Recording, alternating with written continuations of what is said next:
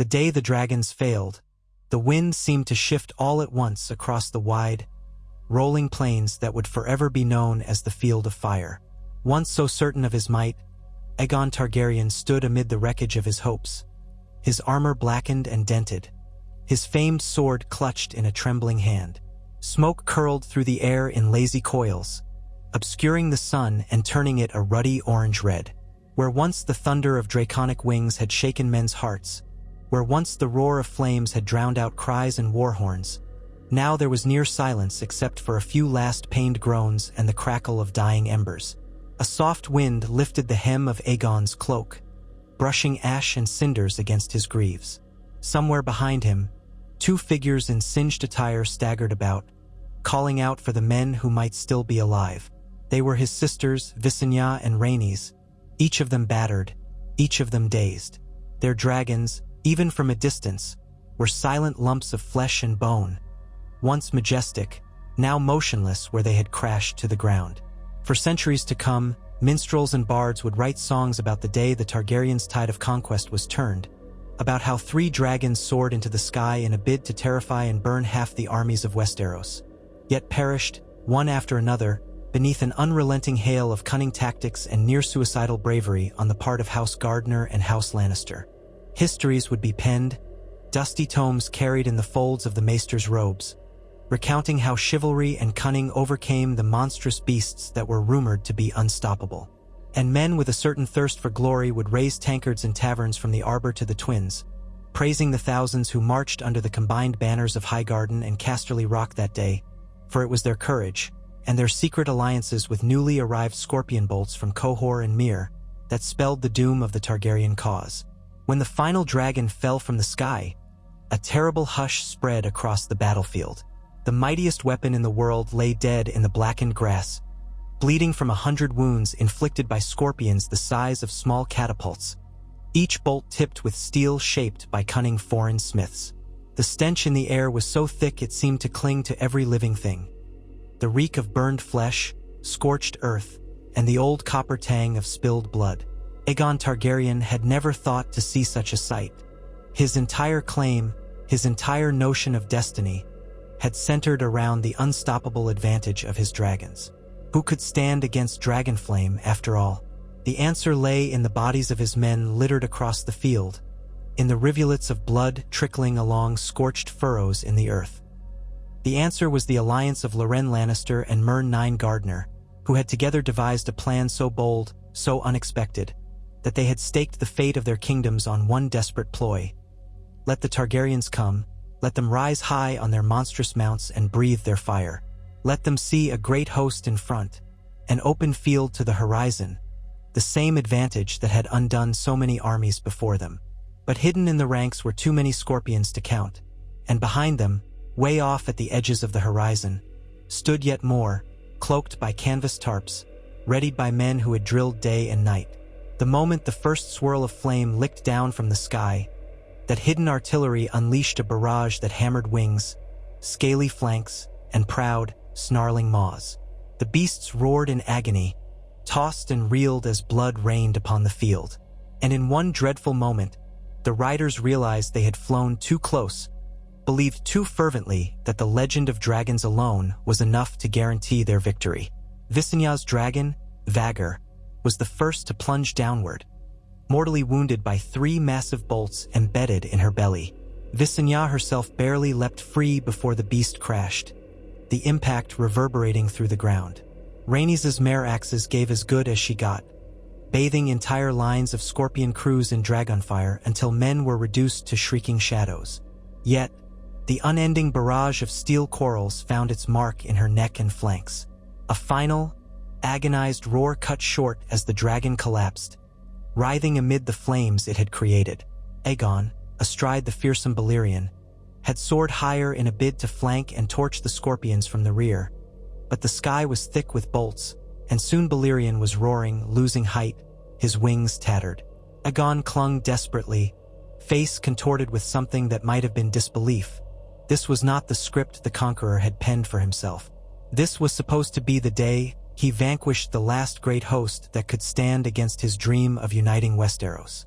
Instead, the greatest advantage in the world, his 3 living dragons, was torn from him in a storm of steel. Balerion did not die immediately. The Black Dread was older, stronger, and more massive than either of the other 2. But once it hit the ground, it shrieked, belched black flame, and tried to rise again on shredded wings. The effort proved futile. The combined armies that had prepared for this moment closed in swiftly, a ring of spears and swords that enveloped the wounded dragon. Men were crushed underfoot, roasted in furious gouts of flame, yet more came, hacking, stabbing, shooting. Knights of the Reach and Knights of the West, traditional rivals for centuries, united in a single cause, to kill the symbol of Targaryen conquest. Slowly, relentlessly, steel and cunning overcame scale and fire.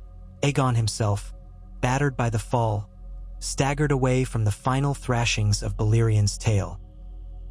He must have known it was over, for in the swirling gloom of smoke, he saw the hillside thick with the banners of Highgarden, the golden rose shimmering above the blackened field, and the proud lion of Lannister. 2 kings, each arrayed in golden finery, reined their destriers into watch from a safer vantage. King Mern Gardner, the last of his line, raised his sword in a gleam of sunlight as if to beckon more men forward.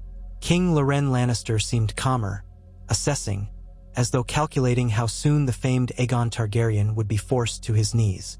But that submission never came. Pride and desperation overcame Aegon's sense of self-preservation, and he turned to where the last of his loyal knights were trying to regroup around Visenya and Rhaenys. The Targaryen standard, the red 3-headed dragon on black, was ripped and burnt at the edges, threatening to topple in the hands of a wounded banner-bearer. Aegon took it himself, planting it in the scorched ground, defiant to the end.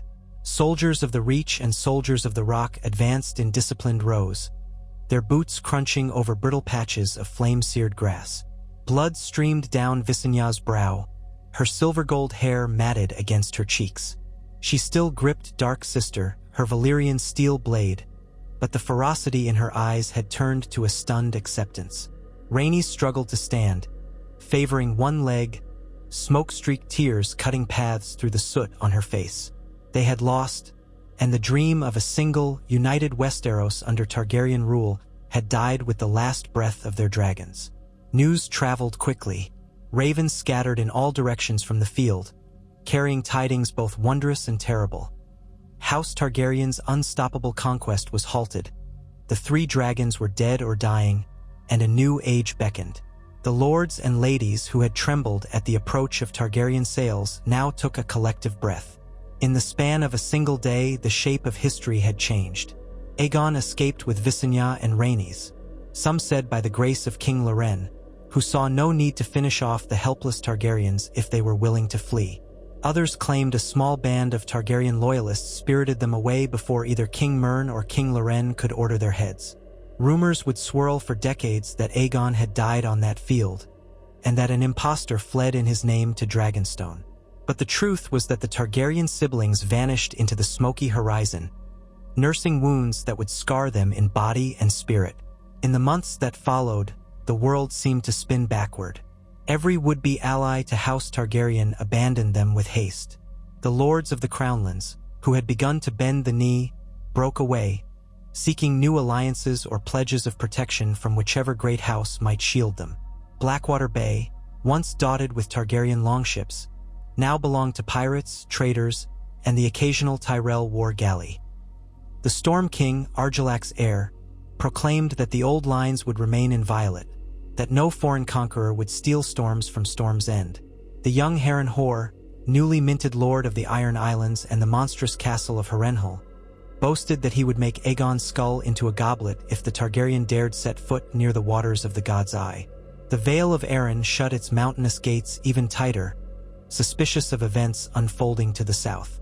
And far to the north, Torrhen Stark was said to have raised a few eyebrows at the tales of dragons falling from the sky, but the Stark words, "Winter is coming," remained as they always had, a caution to meddle only when it was prudent. So it was that Westeros remained a patchwork of kingdoms, sometimes at peace, sometimes at war, but never truly united. In place of the Targaryen dream of unity, Men whispered once more of old rivalries and ancient ambitions. Houses with long memories recalled slights and alliances from centuries past. Envoys hurried between Lannisport and Highgarden, forging a lasting bond in blood and victory. Some suggested that King Mern and King Loren create a mutual pact so strong that, between lions and roses, the rest of Westeros would be compelled to yield. Yet these negotiations foundered on matters of pride. House Gardner wanted to claim supreme credit for the victory, House Lannister demanded their share of the spoils, and though outwardly friendly, the seeds of future discord had already been planted. Meanwhile, on Dragonstone, the Targaryen stronghold, bitterness and grief festered. The fortress of black stone and ancient Valyrian craft rose from the sea amid crashing waves.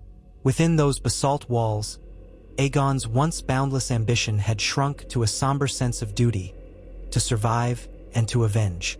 Valyrian lingered for weeks in agonized decline, his once mighty roars echoing off the stone towers. There was nothing to be done to save him. The many wounds inflicted by scorpion bolts had festered, and the dragon's slow, labored breathing grew weaker by the day. Rhaenys spent hours in the dragon's courtyard, sometimes pressing a trembling hand to Balerian's flank, whispering words no one else could hear. It was said that Visenya wept alone in her chambers at night, clutching Dark Sister so hard the silver-inlaid hilt left an imprint on her palm. When Balerion finally exhaled his final breath, the sound was so low that some believed it was the groan of the sea in a storm, while others claimed they heard the anguished cry of a king whose dream had died anew. The Targaryen court, what was left of it, was a grim place. Knights and retainers who had survived the field of fire limped through the halls. Many bore scars or missing limbs. Some had turned traitor, sailing away in the dark of night to pledge themselves to other kings. Aegon raged at first, smashing goblets of wine against the wall, pacing the flickering torchlit corridors, ignoring his sister's attempts at comfort. He was a man undone, robbed of the singular power that had set him above all others. The knowledge that he was but another lord, wounded, landless, short on coin, cut him deeper than any sword could. The days blurred into nights. Occasionally, there would be an attempt by the Targaryens to recruit more supporters, or to parley with Pentoshi magisters for sellswords, or to beg for the small possibility of a dragon's egg that might yet hatch. But it was a dire time, and the Targaryen name, once brimming with ominous glory, now rang hollow. Outside Dragonstone, across the waters and along the wide green continent, the lords of Westeros recalibrated their ambitions. King Mern stood triumphant in Highgarden, yet the cost of that triumph weighed on him. Thousands of knights and soldiers had perished in the conflagration, and many fields around the Mander lay scorched or trampled by the armies he had levied. The gold that Highgarden possessed in plenty had to be spent to rebuild, to pay ransoms, to strengthen alliances. And the rumor of Cohoric scorpions had spread wide. Some men considered it a victory of unscrupulous cunning. Others labeled it a stroke of genius that effectively ended the Age of Dragons in Westeros. King Loren returned to the Rock in a shower of pride, bearing trophies from the battlefield. He commissioned a statue celebrating the moment he and Mern had ridden forth together, the day the dragon was slain. Yet, in the deep mines beneath Casterly Rock, dwarfs and miners excavated less gold than in years past, a quiet sign that even the West had limits. Loren made sure to host lavish feasts, extending invitations to lords from the Reach, the Riverlands, and even Dorne in the hope of forging new trade agreements and alliances that would cement his kingdom's place as the mightiest in Westeros. Dorne, however, remained as it ever was, proud, hot-blooded, and resistant to all who tried to break it. The Martells had refused to bend the knee to Aegon, refused to be drawn into the fray at the Field of Fire, and now they refused to be overshadowed by the combined power of Highgarden and Casterly Rock. Princess Maria Martell, elderly, shrewd, and with scorpions of her own in the passes, sent no envoys to either victor of that great battle. Instead, she commanded a strengthening of the mountain passes, ensuring that any future armies that tried to invade would be decimated. Dorne's isolation was a shield and a sword alike. In the Riverlands, House Tully had hedged its bets. Edmund Tully, known for his caution, had not rushed to join either side. He had certainly not pledged fealty to Aegon, but neither had he openly taken arms against him when the Targaryens first struck out for Harrenhal. Instead, the Tullus had watched and waited. Now, with the Targaryens defeated, Edmund courted the favor of Casterly Rock, while also extending small courtesy to Highgarden. The Riverlands was the crossroads of Westeros, and Tully sought to ensure that whichever roads armies took, his seat at Riverrun would not fall prey to conquest again. The ghosts of Ironborn rule still lingered in the muddy banks and watery moats of his domain. To the far north, Torrhen Stark maintained a silent vigilance. His lord's bannermen muttered that the Targaryens had deserved their fate, that dragons had no place in the cold, hard lands of the north. Yet, Torrhen himself viewed the events with a mix of relief and disquiet. The legends said dragons were unstoppable, but apparently, men had found a way. If that was possible, then many things thought impossible might come to pass, including the forging of new alliances or the arrival of new threats. The north was as large as it was rugged, so Torrhen's priority remained the same as his forebears. Keep the wildlings in check, guard the trade routes, and see that the realm of the Starks held strong. If the south turned to civil war again, the Starks might yet have an opportunity to expand their influence, or at least leverage it. In the Vale, young Ronal Arryn, still overshadowed by his mother's regency, paid scant attention to the fracturing alliances. The Eyrie was perched high above the world, a dreamlike fortress that soared above the clouds. Within those white walls, the Arryns believed themselves safe from any armies that might come. Their surety had even dissuaded the Targaryens from making an initial push to conquer the Vale. But with the threat gone, the Vale fell deeper into its own insularity, content to watch from afar. And so the dream of a united Westeros, one realm under a single king, gave way to something else. The return of petty wars, shifting alliances, and ceaseless maneuvering among great lords and would-be conquerors. Yet, overshadowing it all was the memory of that single, colossal victory. No one would ever forget how, on that smoky field, the Targaryens' supposed destiny turned to ashes. For nearly a year, the Targaryens on Dragonstone simply endured. Some suspected that they prepared for a second strike, that somehow they had hidden a clutch of dragon eggs, or that more dragons would arrive from the east. Others believed that Aegon would seek to parley with House Valyrian or House Celtigar, to build a small navy with which to harass the coasts of Westeros. A rumor emerged that Visenya practiced sorcery in the undercrofts of Dragonstone, chanting Valyrian incantations by candlelight as she knelt amidst circles of salt, blood, and dragonbone. Yet for all the whispers, the Targaryens made no move. Perhaps they were too diminished. Perhaps Aegon had lost the will to conquer. In time, fewer ravens even arrived at Dragonstone, and fewer ships tried to trade.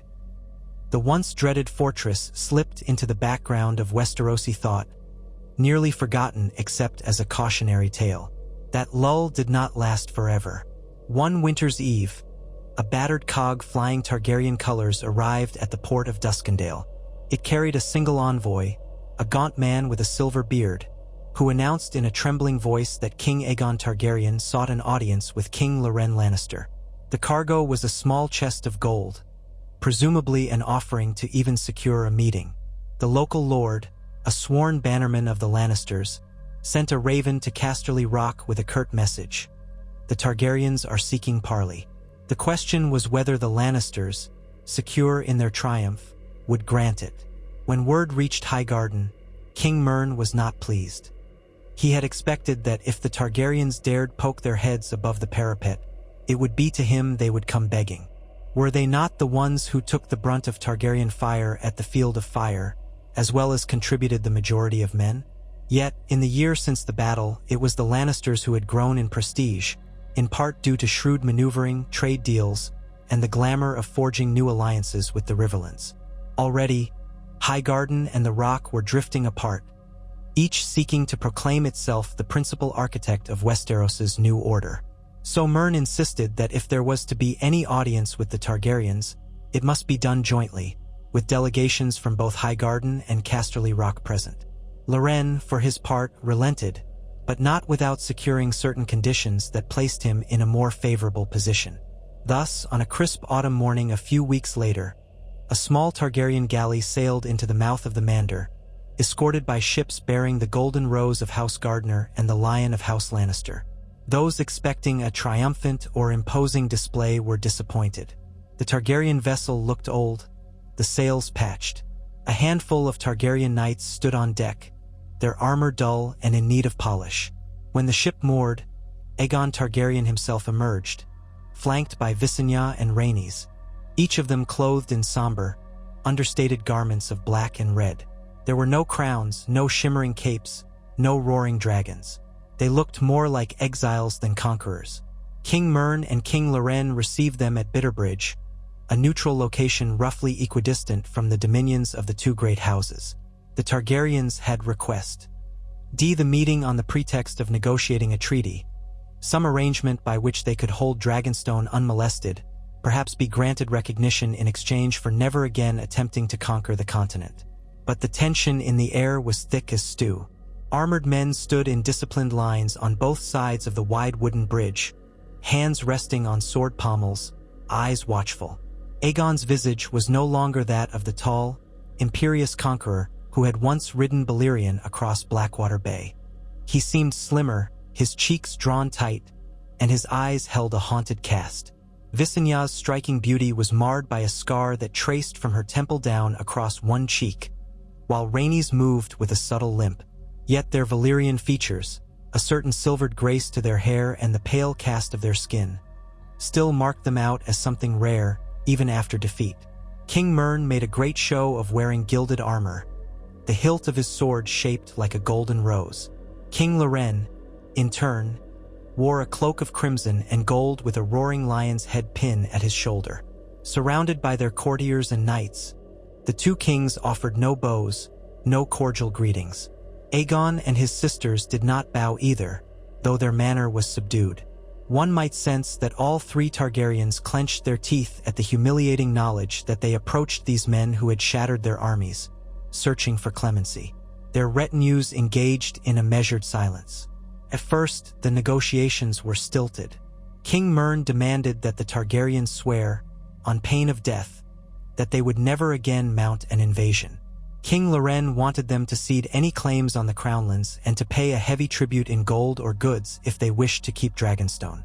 Aegon spoke calmly, his voice rarely raised, promising he had no further designs on Westeros, that he sought only peace and a future free from the threat of scorpion bolts aimed at his seat. Yet behind his eyes there lingered a flicker of burning resentment, an ember that refused to die. The discussion grew heated when Visenya mentioned that House Targaryen had been present on Dragonstone long before either House Lannister or Gardner had paid it any mind. At once, Mern bristled. Loren stiffened. In the end, with the threat of violence looming, they hammered out an uneasy accord. The Targaryens would be recognized as lords of Dragonstone, but not as kings. They would keep no standing army on Westerosi soil outside the Isle, nor would they be permitted to seat themselves on the mainland. They were required to pay a yearly tribute of gold dragons to both Highgarden and Casterly Rock as reparations for the war. Any sign of new dragon eggs or attempts to create alliances with Sellsword companies on the mainland would be treated as grounds for immediate retribution. Aegon accepted, albeit with clenched jaw, because he had little choice. Weakened, low on allies, and with no living dragons to break the impasse, the Targaryens could not risk open war against the armies of two major kingdoms working in tandem. If the Targaryens thought that would be the end of humiliation, they were mistaken. Word of the treaty spread, and once it was known that House Targaryen had formally renounced conquest, other kings stepped forward to assert their claims or demands. The Storm King's emissaries wanted reassurance that the Targaryens would not sail around the Dornish coast to invade the Stormlands. The Prince of Dorne demanded a separate pledge that the Targaryens would never approach Sunspear without express invitation. Even the Arryns sent a message more or less telling the Targaryens to keep away from Gulltown. The Targaryen name had become, in public discourse, a once-feared ghost now forced into a humiliating chain of promises. Years slipped by. Though the realm was not united, a fragile peace persisted because no single king had enough power to overawe all the others. Casterly Rock's ties to the Riverlands gave King Loren an edge in trade and influence, while Highgarden boasted the richest farmlands and the greatest supply of cavalry. The Stormlands remained tough and defiant, perched above Shipbreaker Bay. Dorne stayed carefully aloof. The North minded its own affairs. The Iron Islands, under young Harrenhal, occasionally stirred the pot by raiding or threatening coastal villages, but the threat of a combined response from the West and the Reach kept them from launching all-out incursions. Lords grumbled about old grievances. Smaller conflicts flared here and there, border disputes between the Reach and Dorne, a skirmish or two near the Dornish marches, or an Ironborn raid on the Arbor that ended with the raiders hanged in chains along the piers. But no grand war enveloped the continent. Some said this was a testament to the magnitude of the trauma inflicted by the Field of Fire, that men feared another cataclysmic confrontation. Yet, beneath that calm surface, ambition brewed in the hearts of many. Aegon Targaryen grew older behind the dark walls of Dragonstone. Though outwardly resigned, he studied. He had lost his dragons, but there were other sources of power in the world, some ephemeral, some more concrete. Rhaenys turned her attention to the sea, commissioning sailors and captains to range far east to the free cities, forging friendships with magisters who might, in time, become patrons or financiers of a renewed Targaryen ambition. Visenya grew more enigmatic, rumored to experiment with strange potions and spells in the labyrinthine underlevels of the castle. She was seldom seen outside the fortress walls, yet from Dragonstone's parapets, watchers sometimes glimpsed her pacing the yard at odd hours, her face set in a grim mask, as if haunted by thoughts too dark to name. Meanwhile, new generations rose to power in Westeros. At Highgarden, King Mern's son, Prince Leo, grew into a dashing figure who loved the harp almost as much as the joust. At tournaments, he would regale the crowd with a stirring ballad, then mount his destrier and unhorse 3 men in a row. His father groomed him to be a king who would lead the Reach into a golden age, forging alliances by marriage and artful diplomacy. In time, the princely songs that flitted about the Mander reached the ears of ladies from every corner of Westeros, and offers of betrothal came thick and fast. But Mern had high hopes. Some whispered he even contemplated a match with the proud and reclusive Martells of Dorne, imagining a union that would stretch from the Arbor to the sands of Sunspear. Yet he remained uncertain whether it was best to tie the Reach to Dorne or to use the old border feuds as a stepping stone to expand his own dominion. So he delayed, hoping the perfect moment would reveal itself. In Casterly Rock, King Loren aged gracefully, though a touch of cynicism crept into his rule. After all, once you've felled dragons, what remains to truly fear? His eldest daughter, Alicent Lannister, was as canny as she was beautiful. Courtiers whispered that she had inherited her father's golden locks and her mother's fierce wit. She oversaw many of the Rock's trade contracts, haggling with Tyroshi merchants for shipments of exotic dyes and Cohoric smiths for improved scorpion designs. At night, she pored over maps with her father, anticipating the next threat, the next grand move. Some said she had as much cunning as the legendary Lon the Clever, the founder of their line. But to what end she would apply that cunning was not yet clear. As all these powers jockeyed for advantage, a faint hum of tension suffused the realm. For a time, the Targaryens were dismissed, an afterthought. But as the memories of the Field of Fire receded into the haze of history and legend, the question of a potential Targaryen resurgence flickered here and there in rumor. Could they find another dragon? Were there truly no eggs left? Or no living beasts hidden in some remote corner of the world? A few whispered that the Targaryens were quietly rebuilding their strength, forging alliances with shadowy warlocks from the east, or employing cunning faceless men from Bravos to remove certain targets. It all seemed like wild speculation, yet not all was rumor. In the 8th year after the Field of Fire, an unusual visitor was seen slipping into Dragonstone under the cover of darkness, a Myrish sorcerer of some repute. He arrived in a lean black galley with sails dyed midnight blue. If local fishermen were to be believed, he was accompanied by half a dozen robed figures who spoke in hushed tones. They stayed for weeks, well past the time it took for a normal negotiation. The castle gates never opened for them. They took secret entrances carved into the volcanic stone. Raven traffic from Dragonstone to Mere spiked, carrying coded messages that not even the maesters could decipher easily. When the Myrish ship eventually departed, no one had glimpsed the sorcerer's face. Whispers suggested that the Targaryens were dabbling in necromancy, in vile rites to resurrect dead dragons or conjure new horrors. More likely, they sought exotic weaponry or arcane knowledge to help them claw back some measure of power. Whatever the truth, it remained hidden behind black walls and swirling sea mists. On the mainland, petty tensions began to escalate. The seeds of conflict, dormant for almost a decade, started to sprout once more. House Tyrell, bannermen of Highgarden, quarreled with House Redwine of the Arbor over shipping rights. House Lannister, in the midst of reorganizing trade routes, quietly increased tariffs on river traffic bound for the Trident. A cluster of riverlords balked, sending envoys to Highgarden to see if a better trade arrangement could be made via the Mander.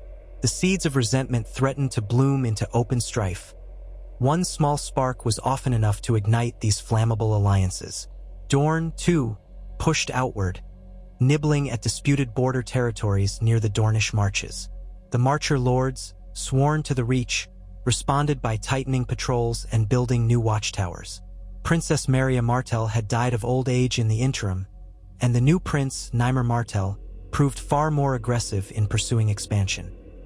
He believed the time had come for Dorne to claim the mountains that once separated them from the Stormlands and the Reach, especially now that no overarching dragon lord threatened to burn them all.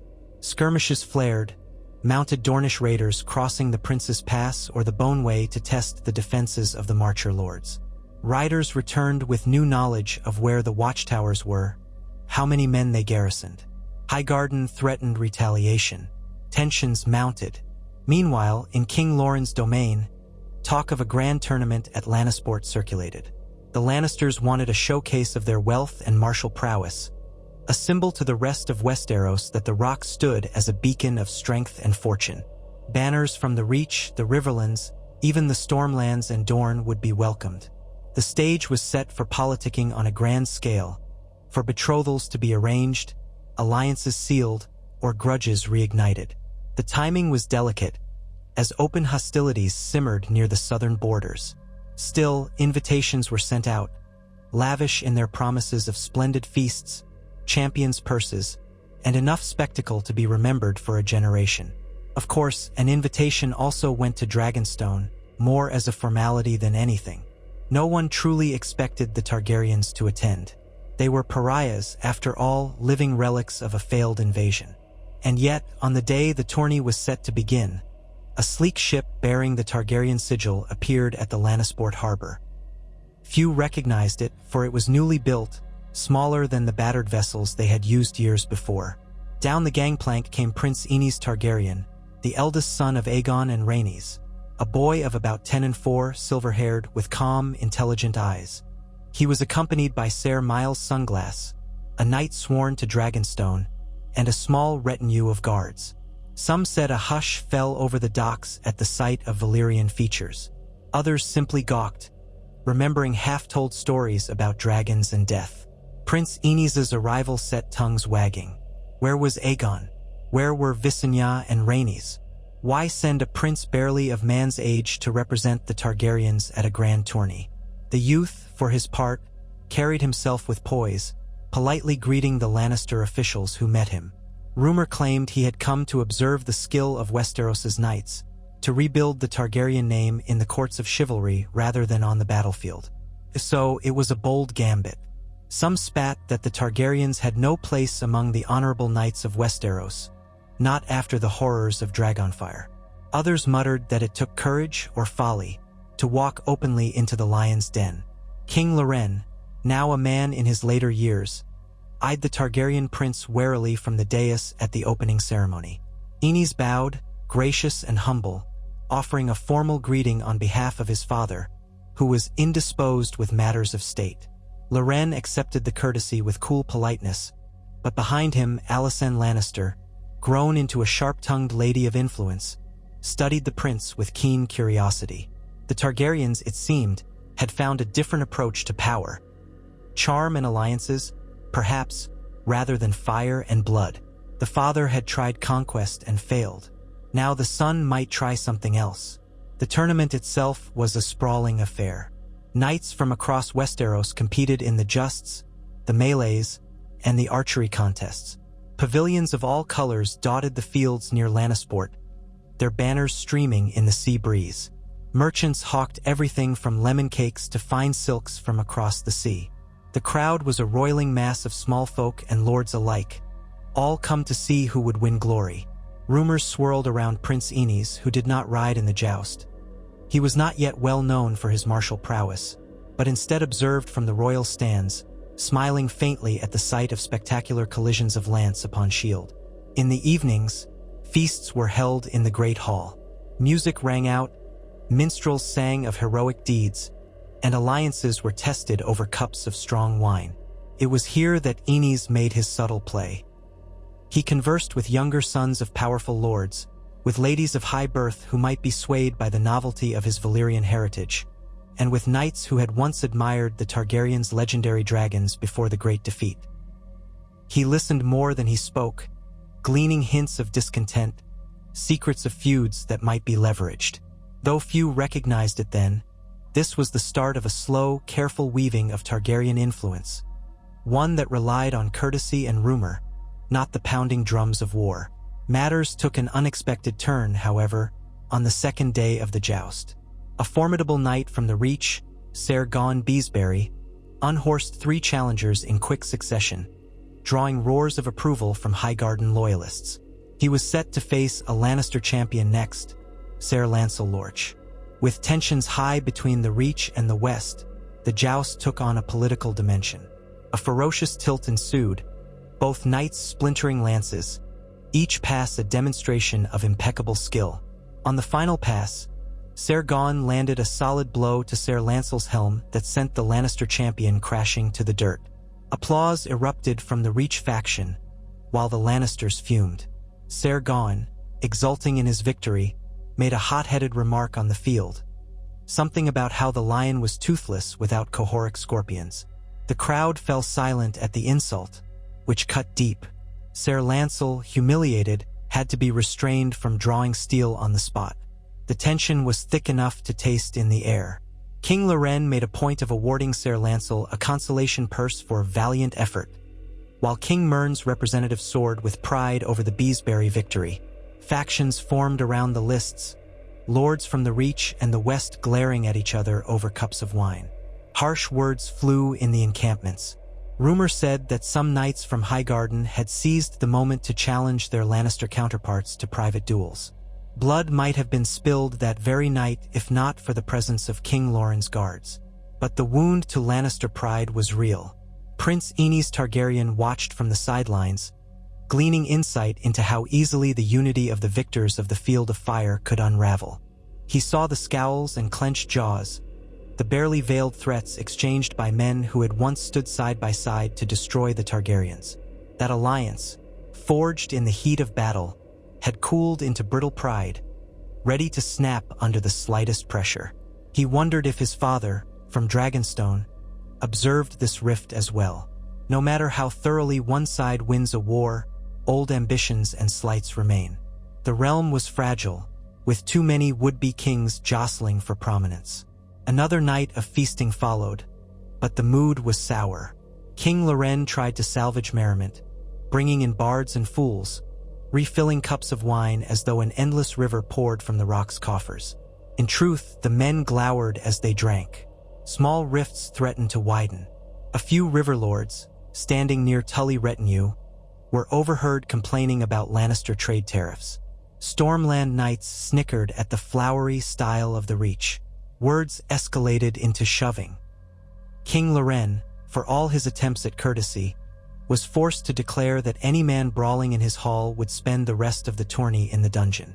That threat, backed by the glinting eyes of his gold-cloaked guards, kept the peace for the moment.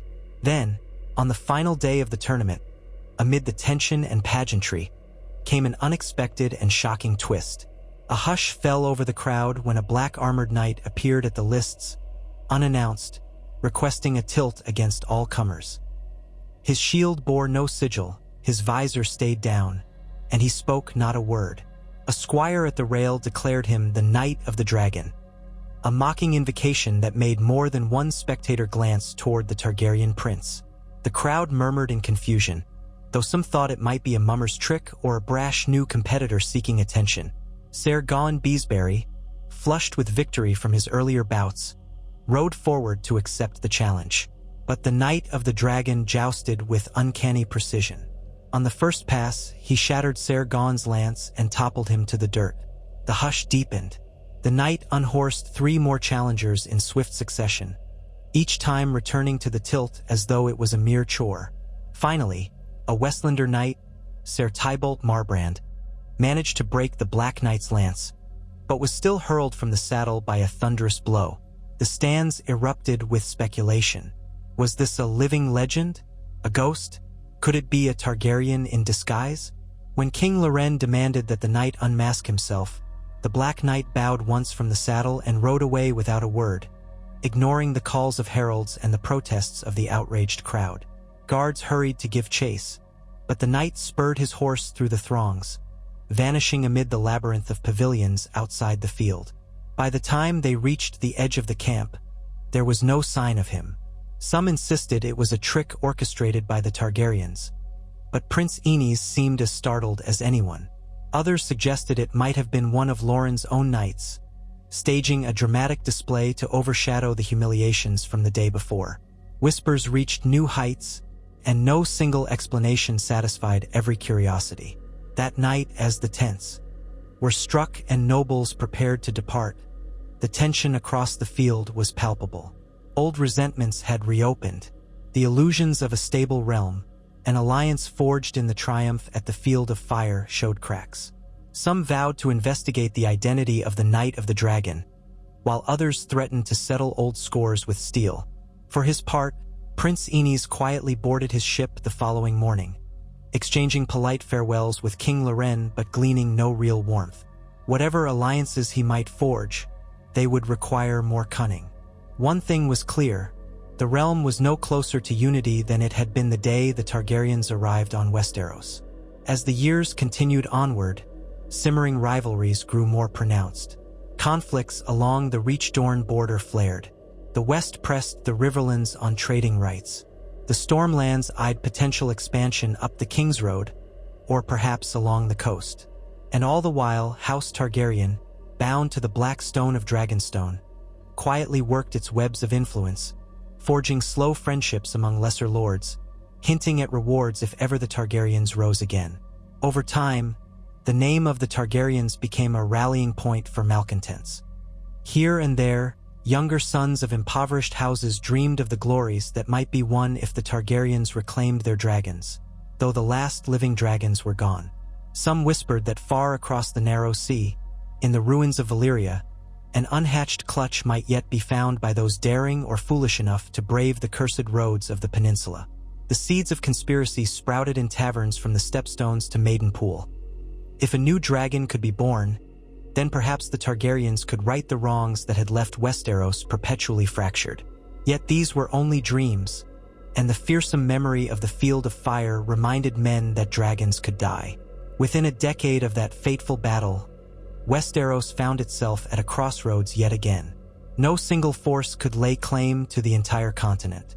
The Gardner line reigned prosperously in the fertile heartlands, though new threats from Dorne gnawed at their fringes. The Lannisters ruled the West with wealth and pride, but their alliances began to strain under the weight of trade disputes and rivalry with the Reach. The Tullus tiptoed carefully between alliances. The Storm King tested the limits of his domain, and the North remained a frozen realm unto itself, seldom drawn south. The Greyjoys of Pike and the Iron Islands were restless, their raids growing bolder when they sensed the unity of the mainland fracturing. And on Dragonstone, a house that had once believed itself destined by prophecy to unite the Seven Kingdoms sat in quiet ambition, nursing old wounds, gathering knowledge, forging covert ties, and waiting, perhaps, for a moment when the realm's weaknesses would allow them to reclaim the mantle of conquest. In all corners of Westeros, the bards would occasionally evoke that day of ash and flame, the day when Aegon Targaryen's dream collapsed. That cautionary tale hung like a specter over every feast, every council meeting, every muster of armies. Yet in the hearts of men and women, ambition never fully dies. The memory of dragons might be overshadowed by fear, but even fear can be harnessed or forgotten in time. The question looming over the next generation was whether the Targaryens would remain a footnote in the annals of history or rise once more to test the kingdom's fragile peace. Some believed the Targaryen spark had been extinguished, that no measure of cunning or sorcery could replicate the power of 3 living dragons. Others saw in the Targaryens' persistence on Dragonstone a sign of unstoppable will, that if the gods had once allowed them to hatch dragons, they might do so again. In this fragmented Westeros, crowns were plentiful and trust was scarce. Borders bristled with spears, alliances rose and fell like the tide, and above it all, the memory of the Field of Fire loomed, a reminder that even the mightiest can be brought low by cunning and united opposition. If there was to be a second attempt by House Targaryen to conquer the continent, it would not be with the reckless confidence of their first invasion. It would be slow, methodical, weaving the threads of descent until the realm was ready to collapse upon itself. Then, perhaps, a single push, a single flame, if a dragon could be found, might set all Westeros ablaze anew. Whether that day would come or not was a matter for the future to decide. For the present, Westeros lay divided among many kings, each presiding over his portion of the realm, each eyeing his neighbors with suspicion. Peace, such as it was, rested on a balance of power so delicate that any gust of ambition could topple it. In the sea-washed halls of Dragonstone, Aegon Targaryen grew older, but not so old that his thirst for a legacy was quenched. His sisters remained formidable, their passions turning inward, fueling arcane pursuits and elaborate political schemes. His children were growing, absorbing the lessons of courtly intrigue and forging silent bonds with minor lords. And somewhere across the narrow sea, shadows stirred, perhaps with knowledge or relics that might yet tilt the scales. Only time would tell if this precarious balance was doomed to shatter, and whether the day would come when Westeros would once again tremble at the roar of a dragon overhead. For now, the continent had returned to the old ways. Rival kings in their separate strongholds, forging alliances of convenience, rattling swords at the borders, and squabbling over which house possessed the greater share of glory. The memory of the Targaryens lingered, but only as a phantom, a cautionary tale. The tapestry of banners. Wolves in the north, falcons in the Vale, krakens on the Iron Islands, stags in the Stormlands, roses in the Reach, lions in the west, sunspears in Dorne, fluttered proudly over a land that refused to unify under a single throne. Aegon the Conqueror had believed in a grand destiny, but destiny was a fickle thing. The day the dragons died showed all of Westeros that even the mightiest empire, the grandest design, could be sundered by the combined will of those who preferred their crowns unbowed. And so the bards sang of a shattered dream, while new songs were written about the kings and queens who rose in its stead. Yet prophecies have a way of lingering, and in quiet corners, at the edges of flickering candlelight, certain maesters and mystics whispered that the Targaryens might not be finished. What if a new dragon's egg was found? What if the sorceries of Valyria, lost to the doom, were rekindled? Could the old prophecy of ice and fire still manifest in a realm so fractured that winter or invasion from beyond the seas might catch them unprepared?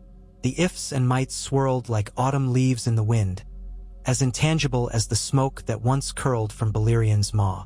For the moment, the watchers on the walls of Winterfell, the guardians of the Eyrie, the wardens of the West, the knights of the Reach, and the warriors of Dorne had no reason to believe in such fantasies.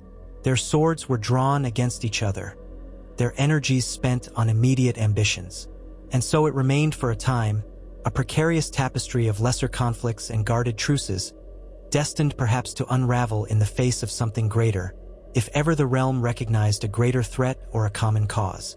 Such was the Westeros left behind when Aegon the Conqueror lost on the Field of Fire.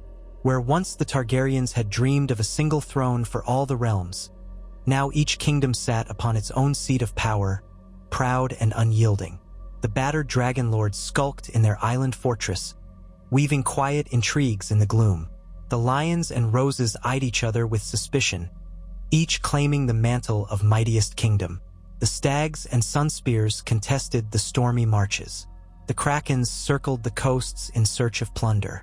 And in the chill of the north, the wolves watched and waited, for they knew better than most that in a land so plagued by mortal squabbles, the true menace might come from winter's shadows.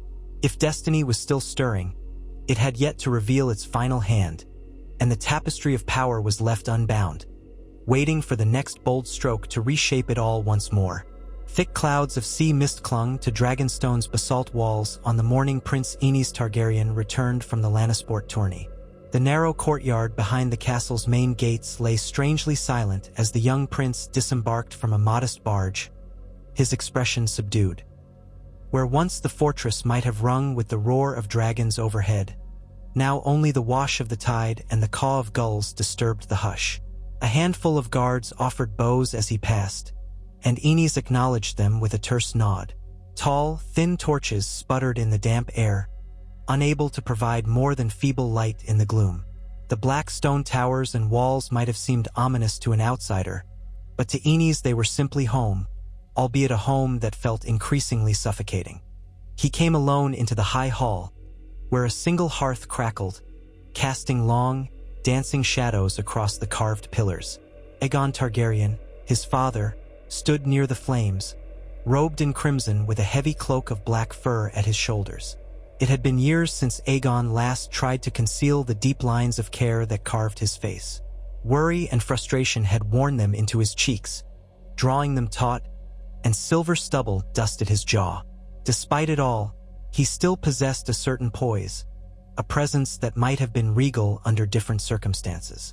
Beside him, Aenys' mother, sat on a cushioned chair. She looked frail from a distance, as though perpetual sorrow had eroded some vital spark, yet her eyes were sharp with curiosity when she saw her son. Visenya was not present, which did not surprise Aenys in the slightest. Of the three Targaryen siblings, Visenya had grown the most withdrawn over the years. "You have returned sooner than expected," Aegon said, the embers of the fire reflecting in his violet eyes. Lawrence tourney was meant to last another fortnight, if the rumors were to be believed. Aenys bowed his head in greeting, glancing to his mother before answering. "We departed on the final day of the events. The Lannisters were generous enough as hosts, but the atmosphere was tense. After the last of the justs concluded, there was little point in lingering. I have much to report." He set down his gloves, a courtesy he had learned in the courts. "And to be frank, I believe the realm grows more volatile with every passing moon." Aegon watched his son for a moment. Volatile? The faint trace of interest in his tone hinted at the ember of ambition that had never fully died within him. Aenys nodded. "The alliances forged in the wake of our defeat do not seem as ironclad as they were. Mern and Loren maintain a facade of friendship, but it's a brittle one. It took only a few tilts during the jousting to stir old resentments. Some lesser lords from the Reach were openly mocking the Lannisters' dependence on scorpions, while Westermen made pointed references to the trampled roses at the Field of Fire. Among the Riverlanders, dissatisfaction simmers, particularly about trade tolls the Lannisters impose on the Trident. Some were discussing renewed ties with Highgarden. And in the south, there are whispers that Dorne is testing the marches. All told, the Seven Kingdoms stand on the edge of renewed conflict." "So they have not grown wise with peace," Rhaenys observed softly. She rested a slender hand on the arm of her chair, her posture alert. "Men seldom do, it seems." Aegon steepled his fingers, gazing at the flames. "Such strife was inevitable.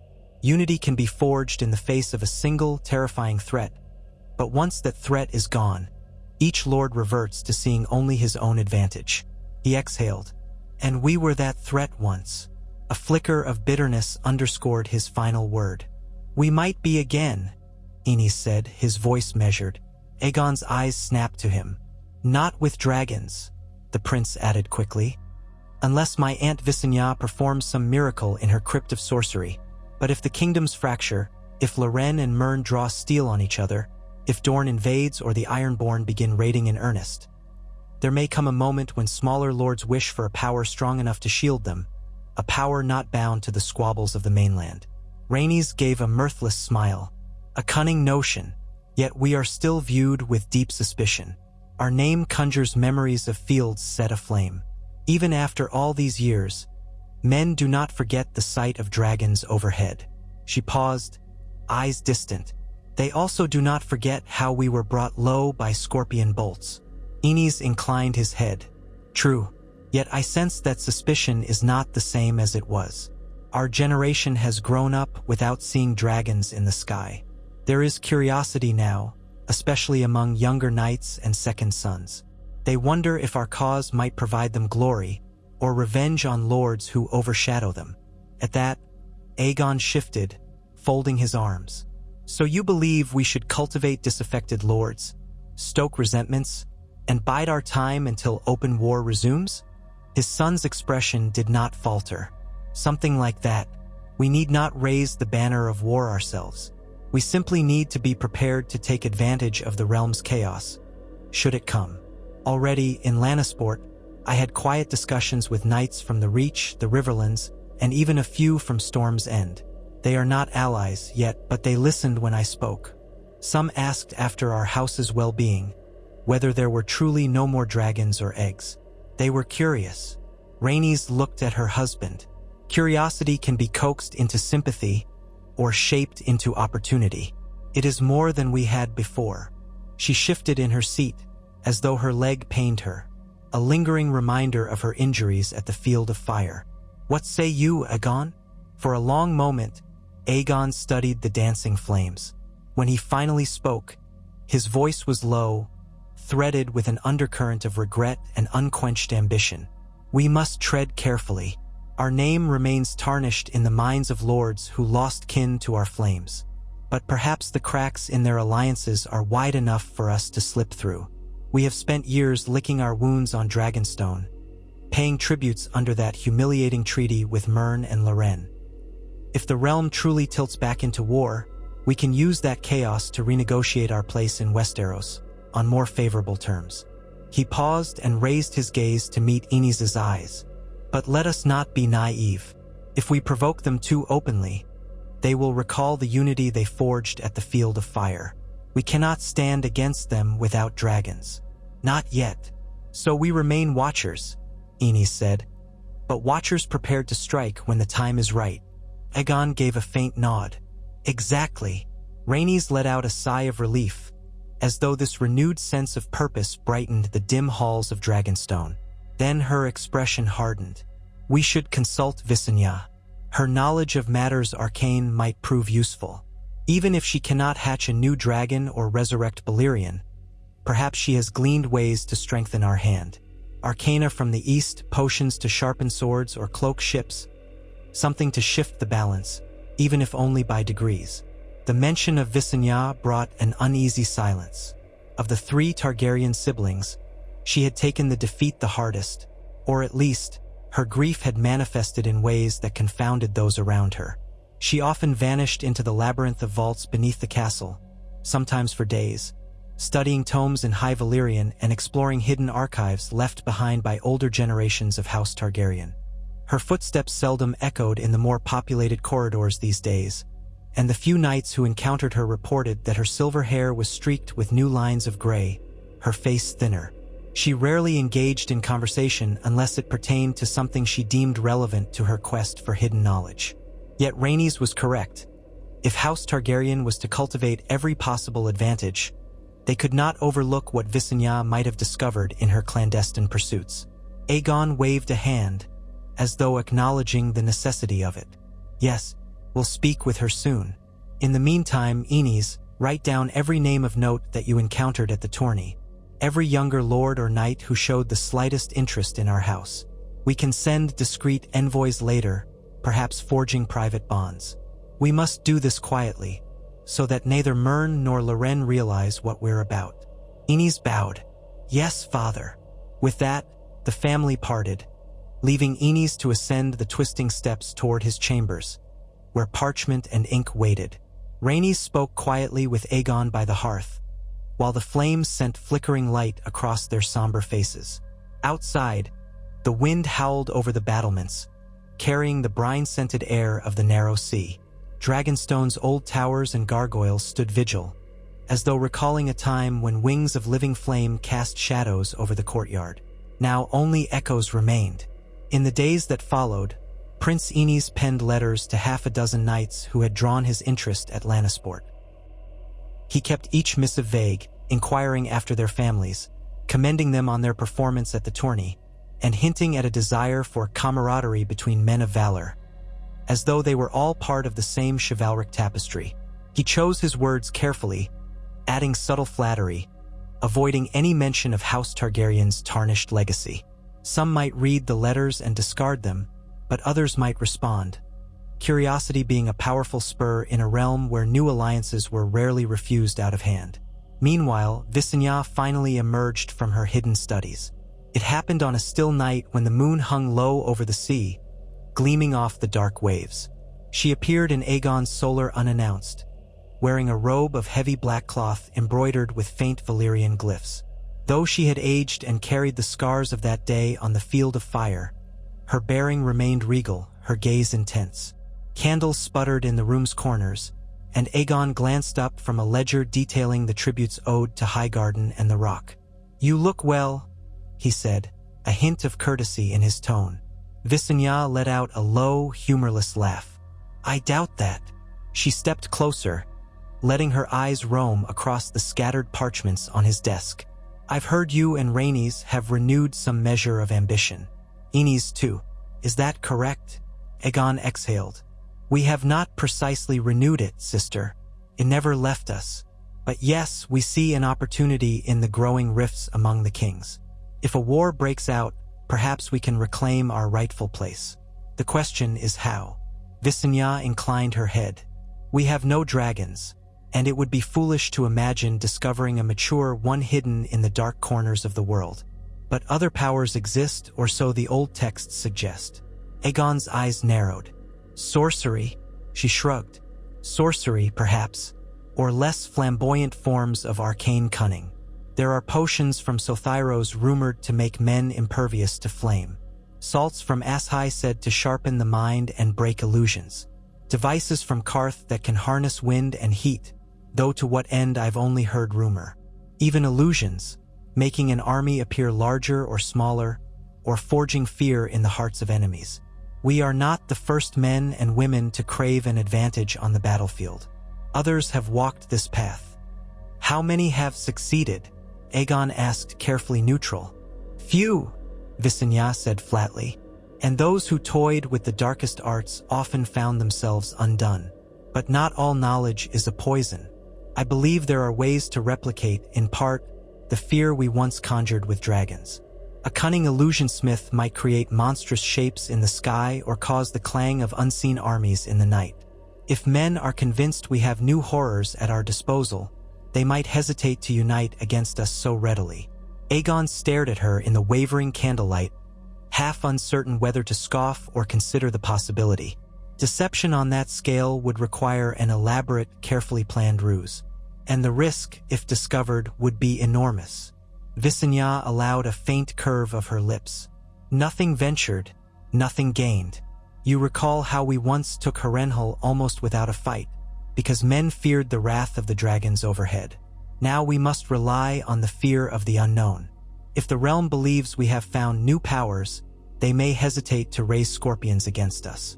At least, not until it is too late." Aegon was silent for a moment, the wood crackling in the fireplace. He knew his sister had changed since their defeat, her gaze sharper, her convictions more ruthless.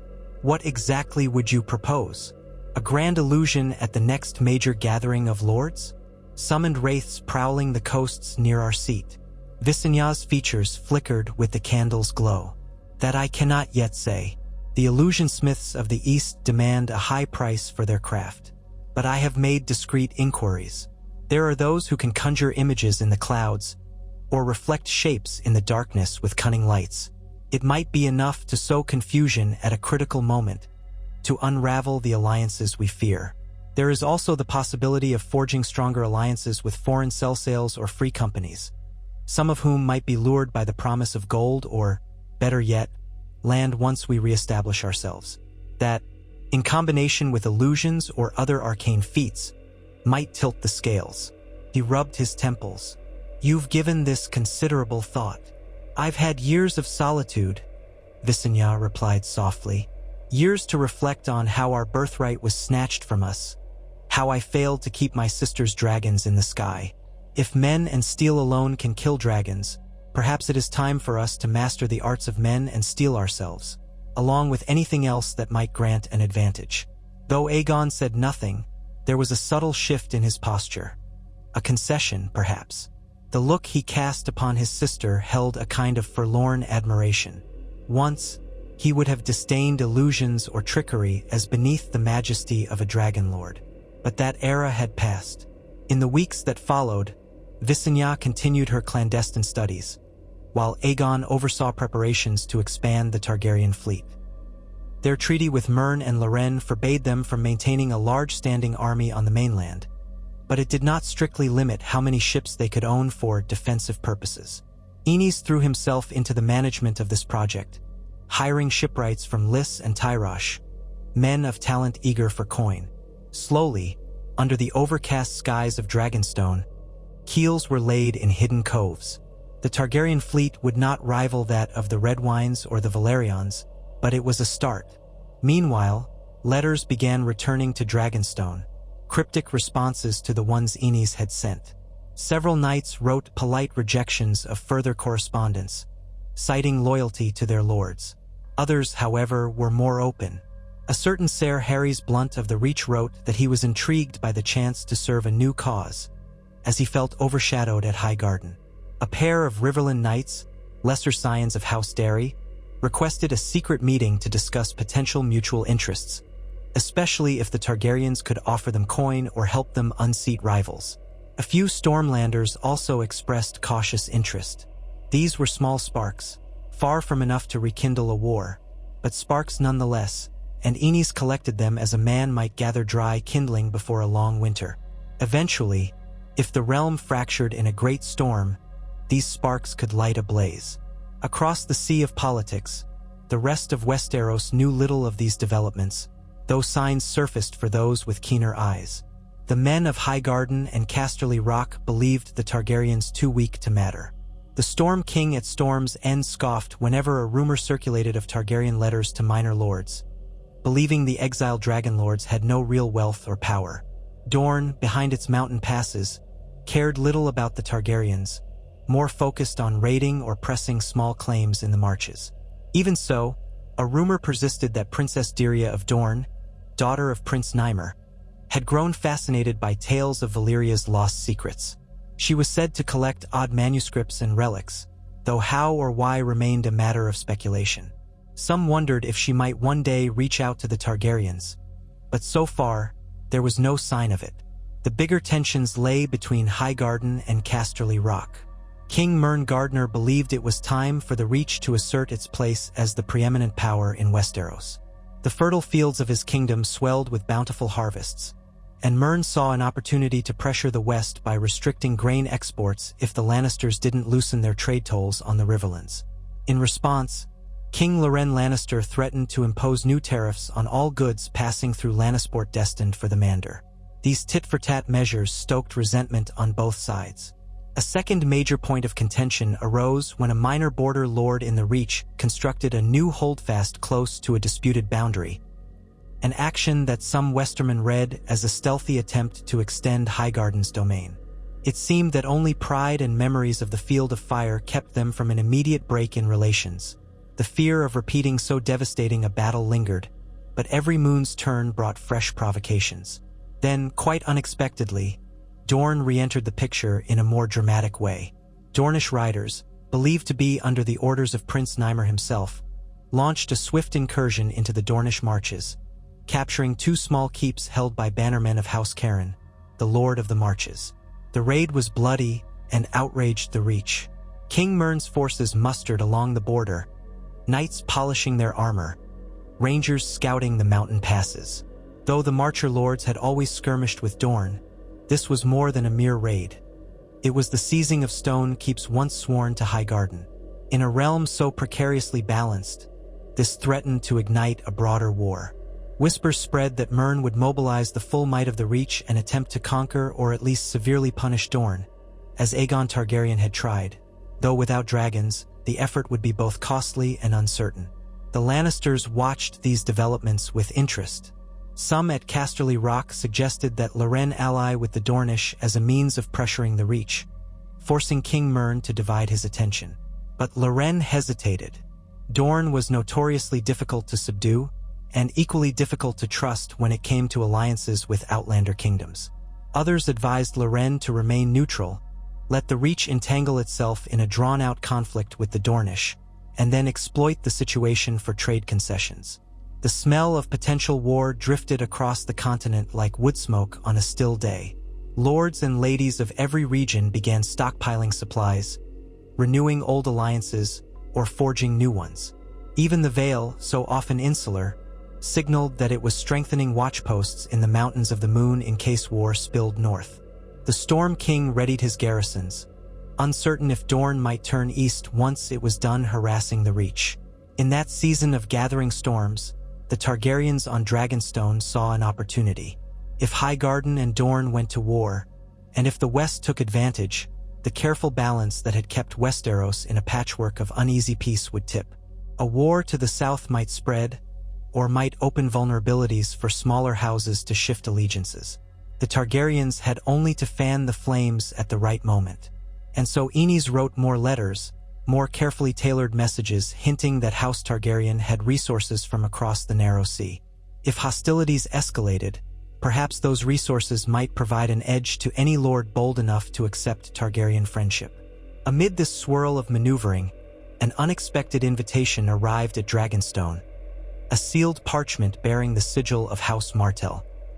Prince Nymer Martell did not write it, but rather his daughter, Princess Dyria, the one rumored to have a fascination with Valyrian lore. In graceful, measured script, she invited House Targaryen to send an envoy or representative to Sunspear. The letter was vague but suggested she wished to open channels of communication regarding mutual interests in the arcane and the forging of new alliances. It was an extraordinary gesture, considering the hostility that had once burned between Dorne and the Targaryens. Some said that back when Aegon first landed, he intended to subjugate Dorne with dragonfire, though events never proceeded that far before the defeat at the Field of Fire changed everything. The Targaryens conferred in the gloom of Aegon's solar. Rhaenys, her brow furrowed in cautious optimism, read the letter aloud. Aegon tapped his fingers on the table. Visenya listened from a corner, half shrouded in shadows, while Aenys stood by a tall window that overlooked the churning sea. "Why would a Dornish princess request an audience with us?" Aenys asked once his mother finished. "Her father's armies just seized 2 keeps. If she wants an ally against Highgarden, why approach us now? We're hardly in a position to lend them thousands of men." Visenya spoke first, her voice low. "Dorne is canny. They know we despise Highgarden, or at least hold that house largely responsible for the Field of Fire, though the Lannisters played their part as well. Perhaps the Martells think we can assist them in some covert way. Or perhaps the princess truly hungers for Valyrian knowledge." Aegon considered that. Dorne has never bowed to outsiders.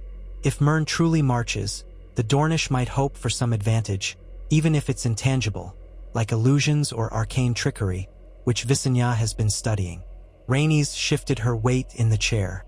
"The question is, do we risk it? If we send an envoy, and Highgarden learns of it, Mern might decide to brand us traitors to the realm's peace. Loren could join him in punishing us. We must be certain we stand to gain something substantial. Or we could decline and lose any chance of forging a link with Dorne," Visenya countered. "An alliance with them, however fragile, might prove more valuable than an alliance with smaller, scattered knights. Dorne has a fierce reputation. If their war with the Reach intensifies, they may be in dire need of supplies, cunning, or the illusions we might promise. In return, they could help us re-establish ourselves on the mainland, at least in the southern reaches." Aenys turned from the window to face them. "Our success depends on the realm fracturing. If the Reach is occupied fighting Dorne, the West might think twice about interference, or might be busy dealing with the Riverlands. I say we at least hear what the princess has to offer." Aegon rested his chin on his hand, mulling it over. After a moment, he said, "I will send you, Aenys. You are young, you impressed some at Lannisport with your courtesy. If the Dornish have hidden agendas, they may be less guarded with you than they would be with, say, Visenya or me. You shall sail under a flag of peace and see what this princess wants." Aenys inclined his head. "As you command." In little more than a fortnight, a modest Targaryen galley slipped out of Dragonstone's port. Its sail dyed in black and red. Aenys stood at the prow in a cloak of subdued colors, accompanied by a small retinue. Ser Miles Sunglass, a handful of trusted guards, and a single steward. He took few supplies, trusting that Dorne would host them adequately if this was truly a friendly invitation. As the galley pulled away, Rhaenys stood on the dock, watching her son depart with an expression of mingled pride and anxiety. The narrow sea crossing to Dorne was mercifully calm. The salty wind filled the sails, and the crew made good time. Soon they rounded the southern coast, the waters growing choppier near the broken stepstones, where pirate ships sometimes prowled. None accosted the Targaryen vessel, likely noting the banner or simply preferring weaker prey. As the coastline turned to a harsh, rocky desert, the rising sun painted the horizon in gold. Jagged mountains loomed inland, their slopes scorched by unrelenting heat, while the coastal sands shimmered. In the distance, proud Sunspear appeared, a fortress of towers and walls that jutted from the shoreline like a spear point aimed at the sea.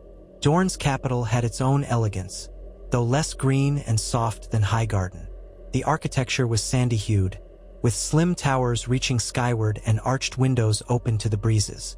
Palm trees dotted courtyards, and banners bearing the sun and spear sigil fluttered in the desert wind. As the Targaryen galley approached the harbor, Aenys glimpsed Dornish war dramans patrolling the waters. Sleek vessels outfitted with rams and banks of oars, each bristling with armed men. The rumors were true. Dorne was preparing for a wider conflict. Yet the port authorities allowed the Targaryen ship to dock, perhaps because word of their arrival had preceded them. The heat assaulted Aenys the moment he stepped onto the docks. Dorne was a far cry from Dragonstone's cool, damp climate. Here, the sun blazed overhead, and the air felt almost solid with warmth. Dornish guards in light armor, some wearing distinctive curved blades, escorted him and his retinue through winding streets. He noted how the small folk watched him with curious eyes, some whispering to each other about the silver-haired youth who wore the red dragon sigil on his cloak. It had been many years since a Targaryen walked these streets, if ever. They were led into Sunspear's great courtyard, where marble steps led up to a tall hall. There, Aenys disarmed, removing his sword out of courtesy, though he had little choice in the matter. The Dornish guards took it with polite bows. Finally, they ushered him into a spacious room cooled by crossbreezes, the walls lined with orange and lemon trees in large pots. A mosaic of the sun and spear covered the central floor, intricate and brightly colored. Princess Dyria Martell waited at the far end. She was younger than Aenys expected, perhaps only a handful of years older than he, in her early 20s. She wore a flowing gown of deep red, embroidered with golden suns at the sleeves. A slender coronet rested on her brow, holding back hair the color of dark sand. She had sharp features and a bearing that radiated confidence, though her expression held a flicker of scholarly curiosity as her gaze passed over Aenys's Valyrian coloring. A few attendants stood discreetly behind her, among them a man robed in white who appeared to be a maester or learned advisor, and 2 Dornish knights. Aenys offered a courteous bow. "Princess Dyria, I bring greetings from House Targaryen. I am Prince Aenys, son of Aegon and Rhaenys Targaryen." She stepped forward, her sandals making a soft sound against the mosaic floor. "Prince Aenys, welcome to Sunspear. It is an honor to host you in these times of uncertainty." Her Dornish accent gave her words a musical lilt. "We have heard tales of your courtesy and cunning at the Lannisport tourney." He smiled, though faintly. "You flatter me. I do not recall performing any feats of cunning, aside from leaving early to avoid trouble." Dyria's eyes lit with wry amusement. "Perhaps the Dornish concept of cunning is more modest than you imagine. Let us walk." She gestured for the attendants to remain behind. Then, with an air of casual grace, she took Aenys by the arm and guided him into an adjacent colonnade. Warm air drifted through, carrying a hint of spiced incense from deeper in the fortress. The columns were carved from sandy stone, each depicting stylized suns and coiling serpents. Overhead, a cloth canopy muted the glare of the sun. Once they were relatively alone, Dirya spoke softly. "I can guess what you must think. Why would Dorne extend an invitation to the house that once threatened us with dragons? Especially now when our forces have seized 2 keeps from the Reach." The answer is simple. I seek knowledge. A mutual friend in Essos hinted that House Targaryen, or at least one of your kin, has delved deeply into Valyrian lore. I wish to learn about your findings, and perhaps discover if your house's arcane pursuits might benefit mine. Aenys kept his expression neutral, though internally he marveled that word of Visenya's studies had reached the ears of a Dornish princess. "I cannot speak for all my kin, your grace. My Aunt Visenya indeed studies old texts, but to what end is a matter of family confidence. Would you ask me to share secrets that might imperil my house?" She led him toward a small fountain in the colonnade's center, its water trickling soothingly into a stone basin. "I do not ask for your secrets. I only ask for the possibility of mutual gain. Dorne is at war with Highgarden, or so it appears. King Mern will not suffer our expansion in the marches lightly. Before the dragons came, some Dornish princes tried forging alliances with external powers for new weapons or knowledge. Those efforts often ended in disappointment. But perhaps the Targaryens, with your ties to Valyria, have resources beyond steel and bows." Aenys felt the flicker of caution. He was here alone in the seat of a potential ally or enemy. Yet the tension in Dirya's words was genuine. Dorne faced the might of Highgarden's knights and had no illusions about the difficulty of resisting a full invasion if it came. The sun could only shield them so much. The passes and mountains offered defense, but if the Reach mustered enough men, a slow grind of warfare might favor King Mern, especially if House Tyrell and other bannermen were well prepared. "I'll not deny we possess knowledge gleaned from Valyrian traditions," Aenys said carefully. "But knowledge alone may not turn the tide of a war, especially if you face the sheer numbers of the Reach. Still, House Targaryen remembers what it is to be set upon by King Mern's forces. Perhaps there is room for cooperation." A slight smile curved Dirya's lips. "Yes, exactly what I hoped to hear. My father, Prince Nymer, would be furious if he suspected I was consorting with you behind his back. But rest assured, I have a measure of influence in Dorne. He knows I value knowledge. If I can present him with a plan, arcane or otherwise, that might secure our claim in the marches without engaging in a full-scale war, he could be persuaded." Aenys studied her, trying to gauge her sincerity. "Would your father truly consider an accord with House Targaryen? If Highgarden learns of it, they might accuse us of violating our treaty. We have no desire to see scorpion bolts aimed at Dragonstone again." Dirya arched an eyebrow. "I understand your caution, but consider, House Targaryen has every reason to see Highgarden's influence curtailed, after what they did to you. A quiet arrangement, perhaps, wherein you supply me with certain knowledge or illusions that might frighten or disorient the Reach men on the battlefield. Or maybe you could assist us in forging alliances with Eastern mercenaries, as the Dornish treasury is not as vast as Highgarden's. In exchange, Dorne would pay you, or better yet, offer you a foothold on the mainland, certain lands along the coast or near the stepstones. If war does erupt in earnest, who is to stop you from planting your banner on territory we have already taken from King Mern?" Her words sent a jolt of temptation through Aenys. A foothold on the mainland was precisely what House Targaryen needed to reestablish itself as more than a disgraced lineage on a lonely island. And illusions, Visenya studies, could well be used to spook or confuse an enemy host, especially if the men were already on edge from the desert sun and rumors of Targaryen sorceries. He could almost picture it. The twilight before a great battle, the Dornish lines bolstered by cunning illusions or conjured apparitions that seemed to herald the return of dragons. The effect might break the morale of the lesser bannermen or cause chaos in the ranks of the Reach. Still, he had to maintain a mask of composure. Princess, what you propose is dangerous.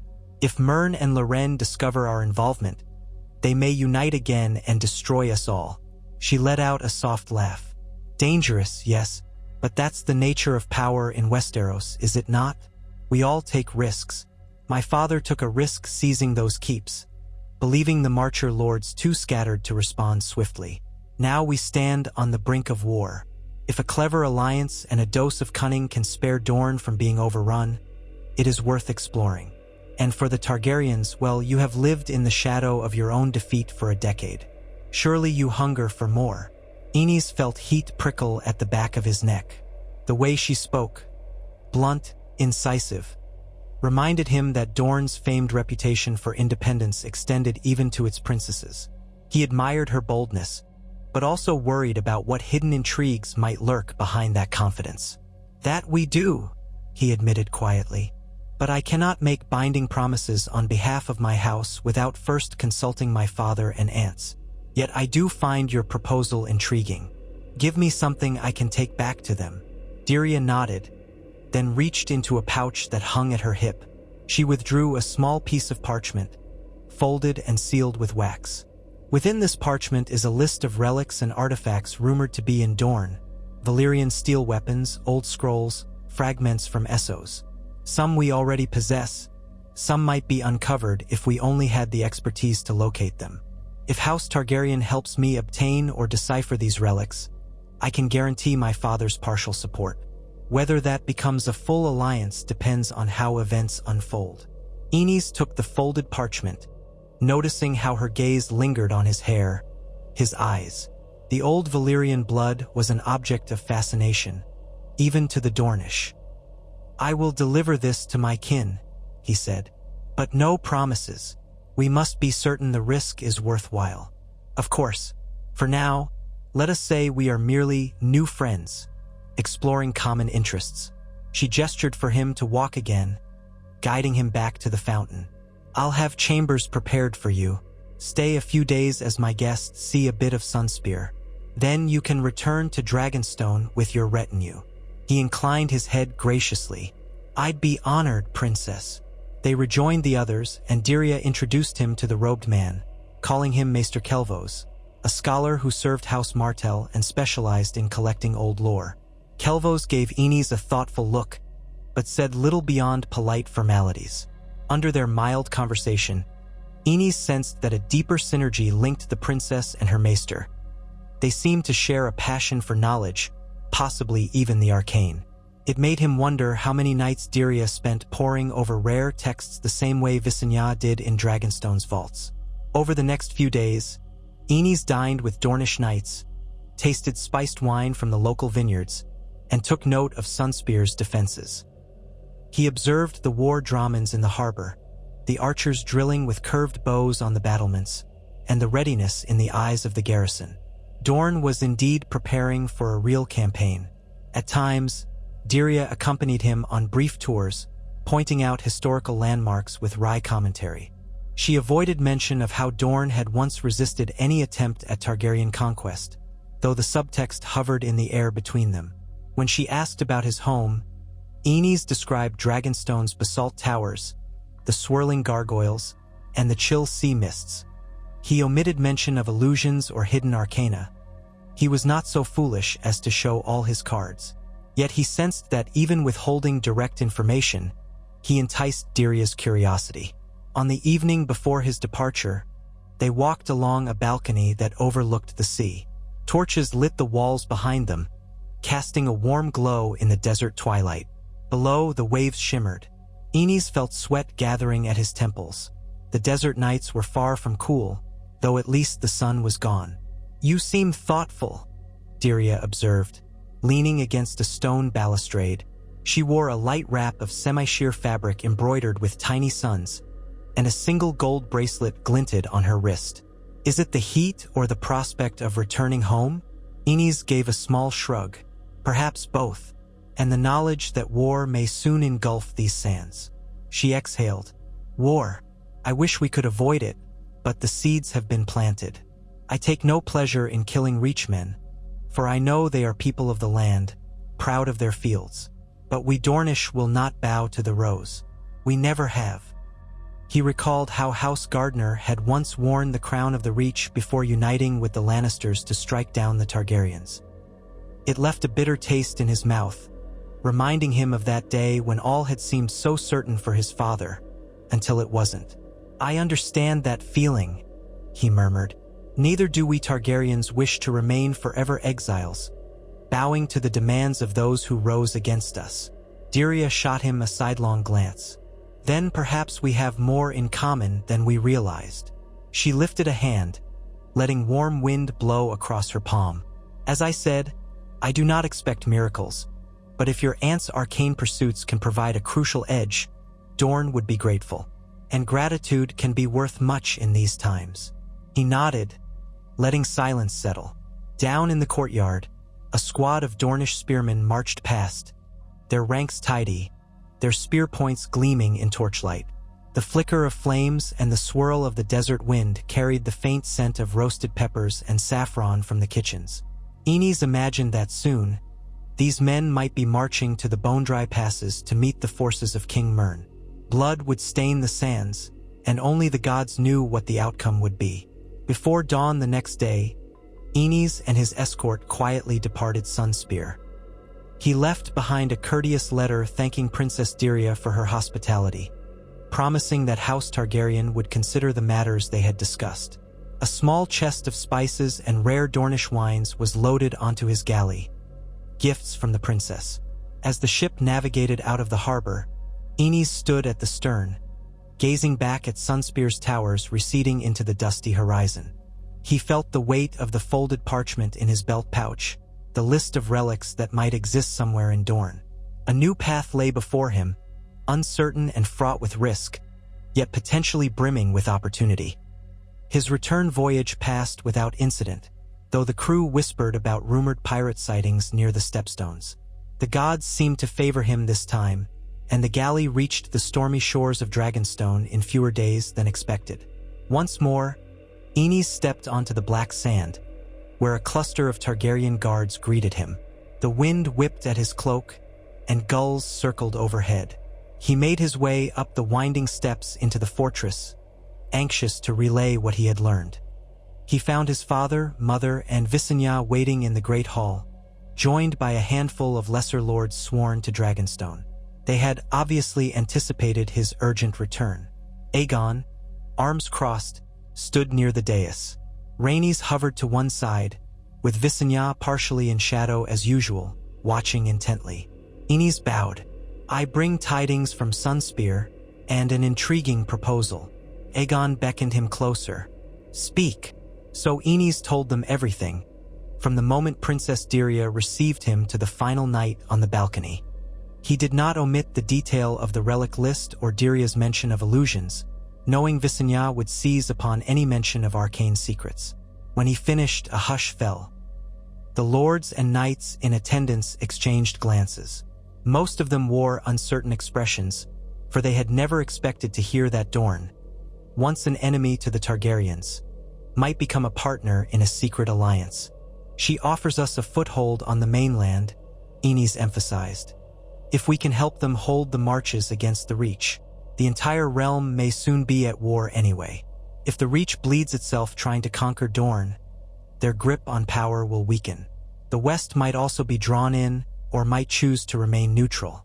Either way, opportunities arise for us." One of the lords, a gaunt man named Lord Runsel Celtigar, interjected.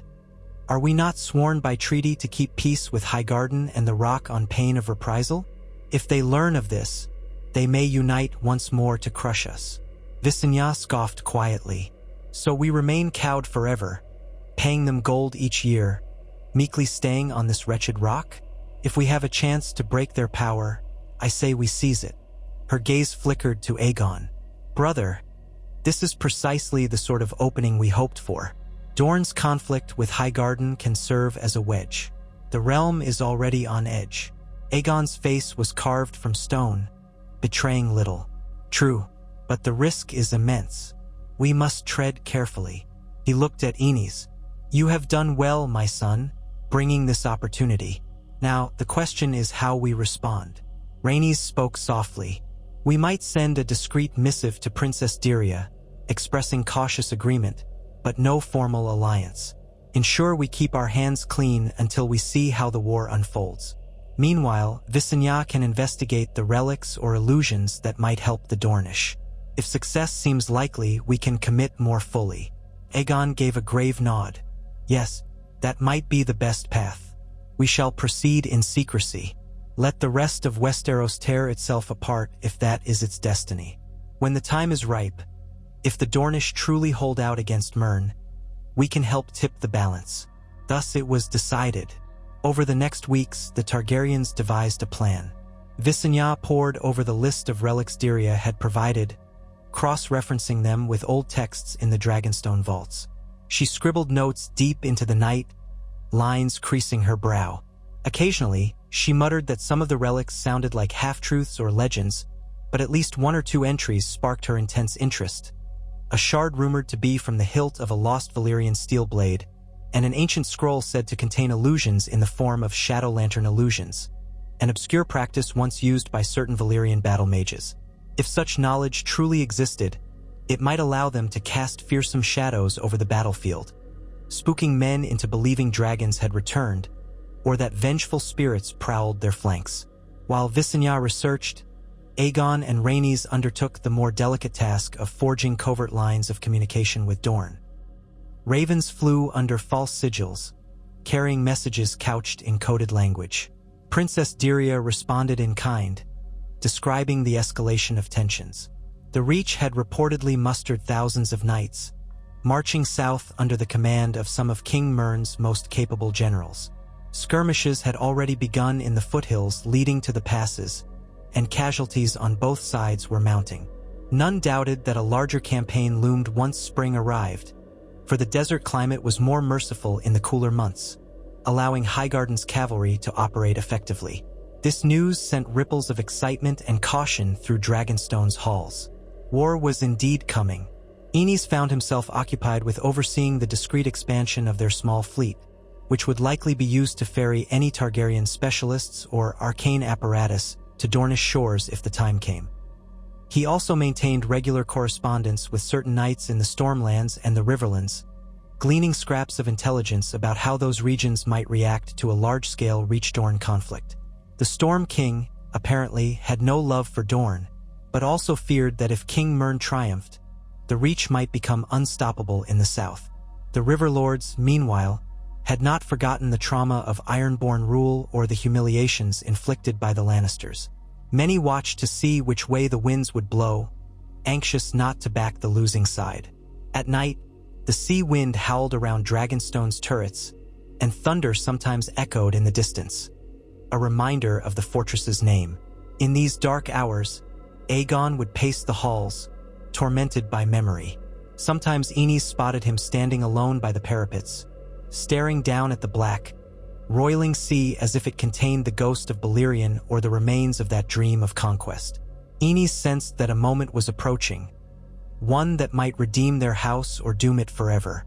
The question was whether the realm's fractures would be deep enough to let the dragons in, figuratively if not literally. Weeks blurred into months. Word arrived by Raven that hostilities in the Dornish marches had escalated further. The Marcher Lords launched raids.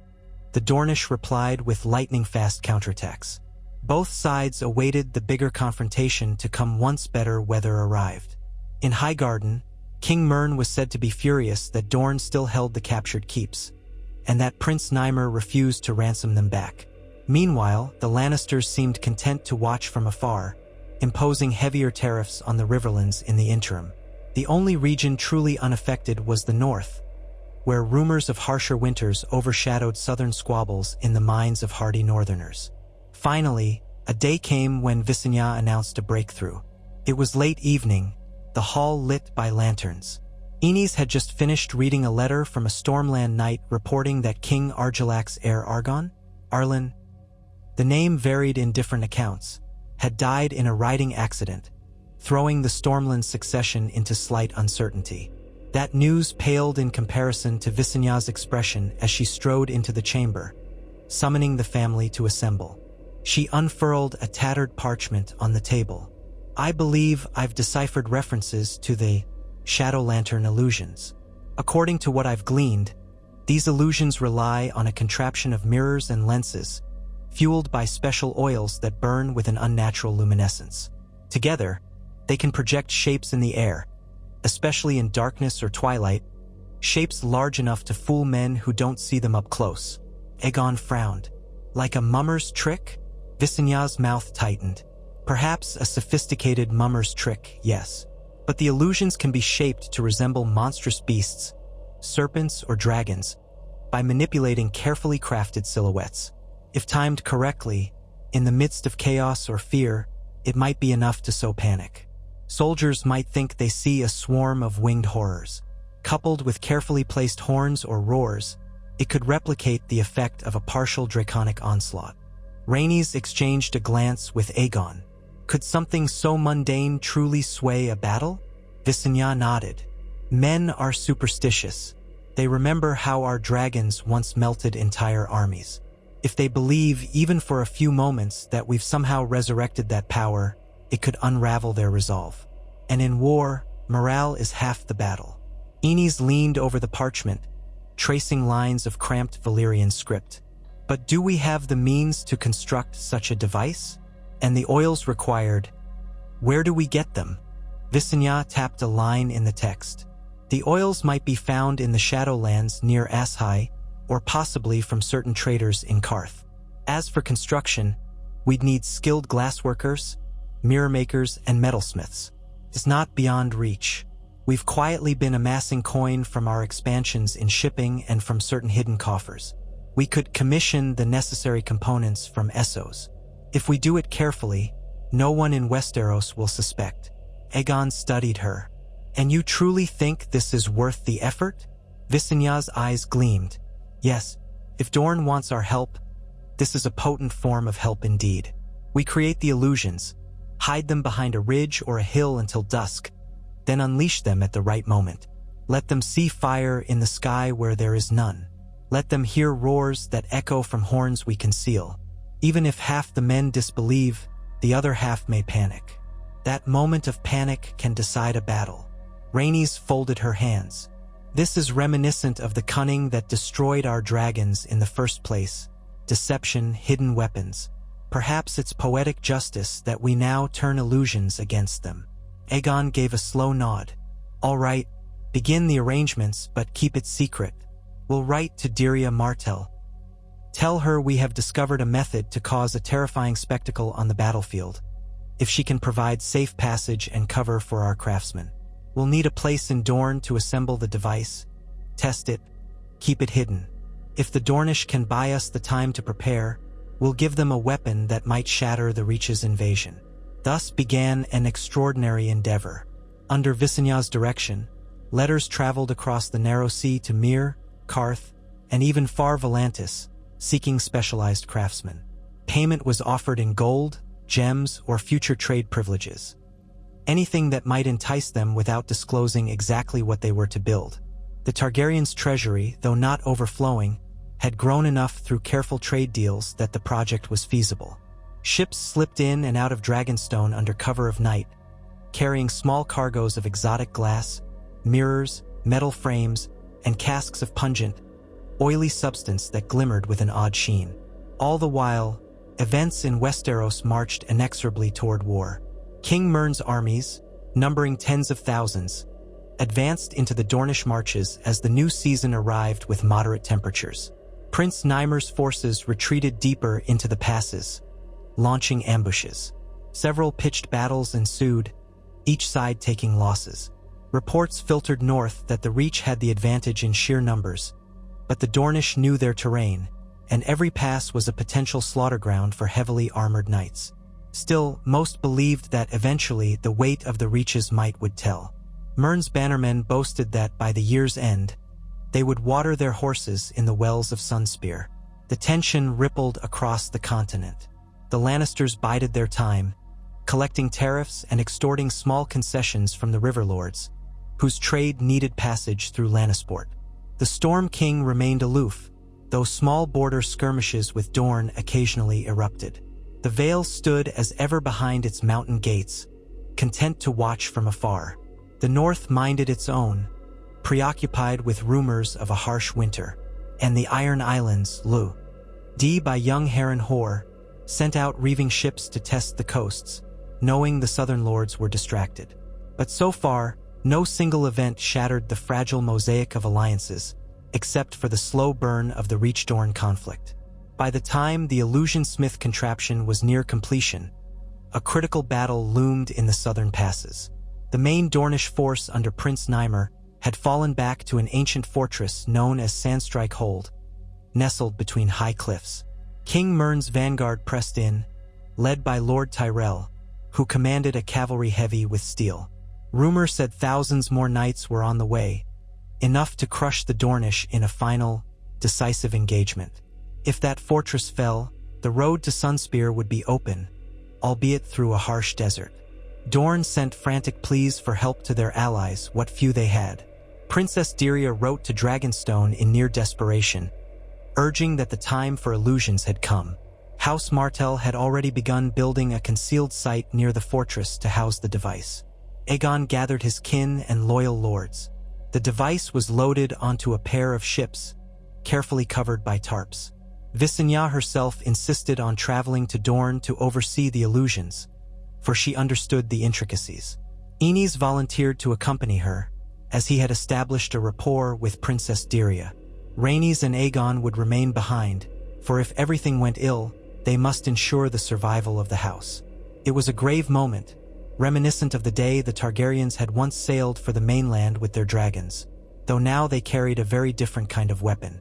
Cloaked in secrecy, the ships embarked, skirting the coasts until they reached a hidden cove in Dorne. Princess Dyria's men met them at night, torches bobbing in the dark. A larger force of Dornish soldiers guarded the cove, ensuring no spies from the Reach saw the arrival. Visenya, stepping onto the sandy beach, wore a black cloak embroidered with subtle Valyrian glyphs. Aenys followed, feeling the hot desert wind on his face. The crates containing the Illusion-Smith contraption were carefully unloaded onto wagons. Dornish outriders scouted in every direction, ensuring no unwanted eyes witnessed this clandestine cargo. They traveled mostly by night, avoiding the harsh heat of the day and the prying eyes of Highgarden's outriders. The wagon wheels creaked over rocky trails, lurching through narrow passes. Visenya rarely spoke, her focus bent on the contraption, occasionally checking that no jarring movement damaged the delicate mirrors. Aenys rode beside her, scanning the ridgelines for any sign of an ambush. Though the Dornish had cleared a path, war was always unpredictable. At intervals, the group paused in shadowy defile to let tired horses drink and to hush any nervous chatter. By dawn's light one day, they finally reached a small canyon near Sandstrike Hold. The fortress itself lay a league to the east, its sandy walls nearly blending with the rocky outcrops. The thunder of distant battle sometimes echoed, clashes of steel, the rumble of catapults. It was clear the war had come dangerously close. Prince Nymer was said to be holed up behind Sandstrike's walls, while the Reach gathered in the valley below, preparing for a grand assault. The timing was perfect or dire, depending on one's view. Waiting at the canyon was Princess Dyria. Her expression, though relieved at the Targaryens' arrival, bore lines of fatigue. Dust clung to her gown, and her hair, once carefully styled, hung in loose strands. She approached with an entourage of guards, her posture tense. When she saw Aenys dismount, she managed a thin smile. "You've arrived in the nick of time. My father will attempt a sally at dusk to disrupt the Reach's preparations. If your illusions can sow enough chaos, we may drive them back, perhaps secure a stalemate or force them to retreat until next season." Visenya surveyed the canyon with a measured gaze. "We need a vantage point where we can project the illusions overhead or against the night sky. The men must be positioned so that the illusions appear behind the Reach lines, as if descending upon them from above." Dyria nodded. "We have scouted a rocky outcropping that overlooks the valley. At dusk, the shadows will be deep. We can place your contraption there, shield it from direct sight. Our men will sound horns at the opportune moment to mimic roars. I only pray they do not see through the ruse too quickly. Visenya pressed her lips together. They may not. In war, fear is a powerful force. If even a fraction of their army believes dragons are descending, it could cause a rout. They lost no time. The Dornish had prepared a concealed tent of dark canvas at the outcropping, hidden among rocks that jutted from the canyon wall. Over the course of the day, Visenya and a few carefully chosen craftsmen assembled the illusionsmith device with painstaking care. Mirrors were aligned, lenses set in place, casks of special oil readied. Narrow shapes, carved to resemble the silhouettes of dragons with wings outstretched, were fitted into a rotating mechanism that could pass in front of the light source. Enes marveled at the complexity. It reminded him of some contraption a Carthene mage might use to conjure illusions in a performance. Yet this was for war. In the distance, the sky above Sandstrike Hold shimmered with heat. Thin columns of smoke rose where skirmishes had burned tents or siege engines. The tension was palpable. If this device failed, Dorne might lose the fortress, and the Targaryens' complicity would likely become known to the Reach. If that happened, Myrn might well unite with Loren to destroy Dragonstone for good. And yet, the chance of success of regaining a foothold on the mainland kept them resolute. As the sun dipped below the horizon, Prince Nymer's army prepared their sally.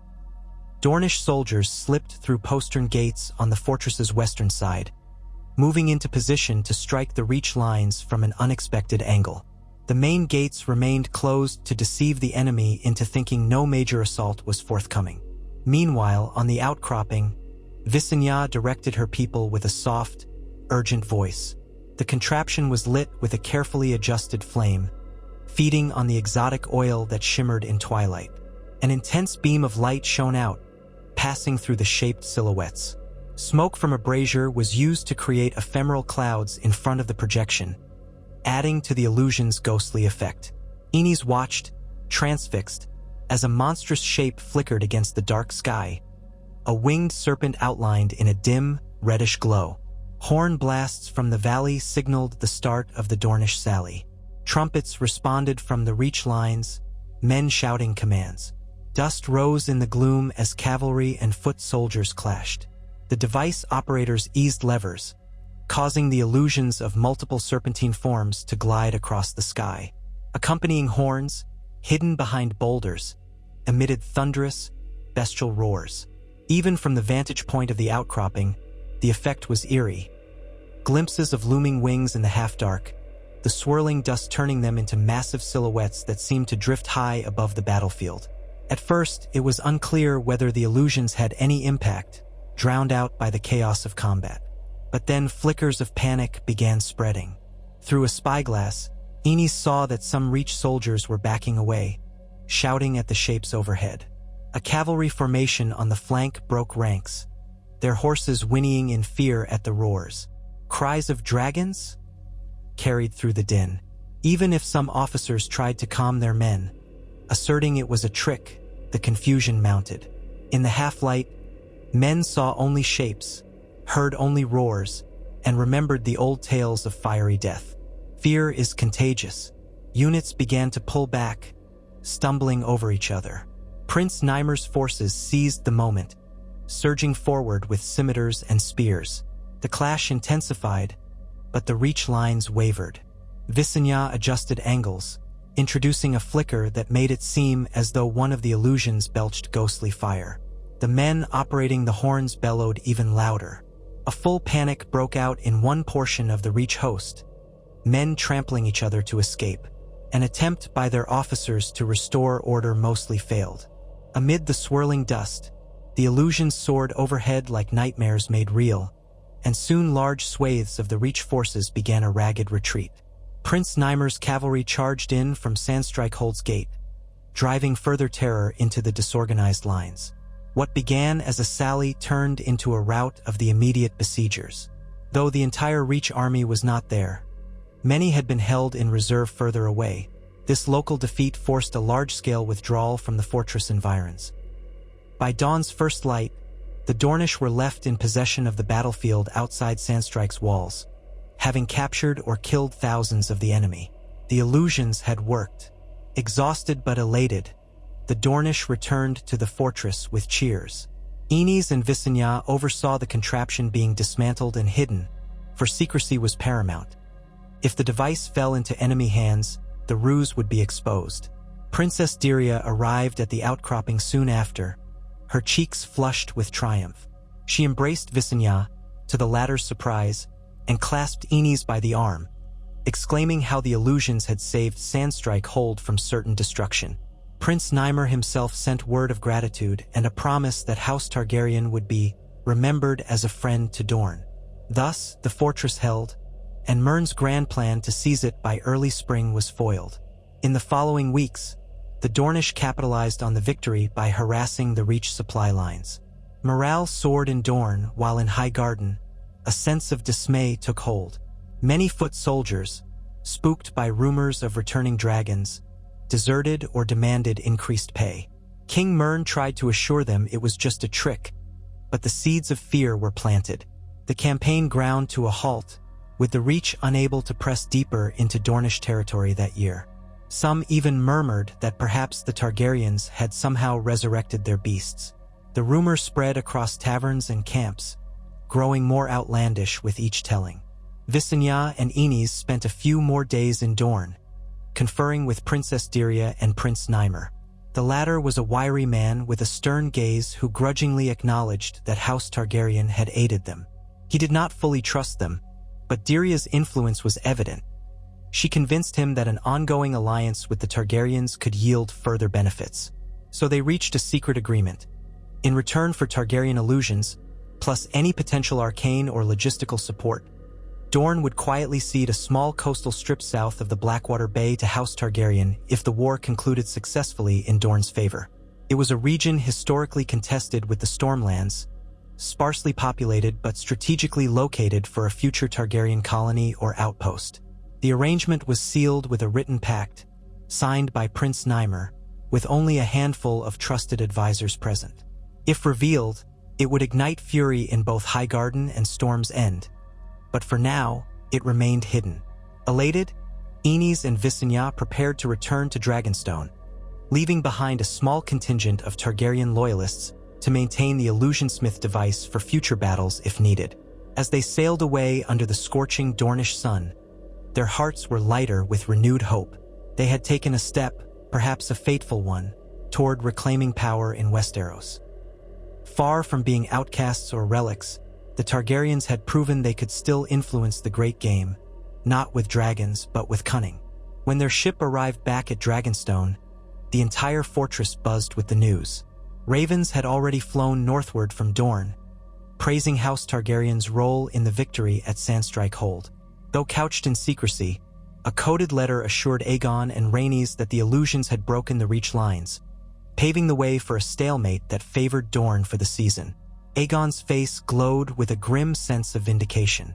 Rhaenys smiled at Aenys, pride in her eyes.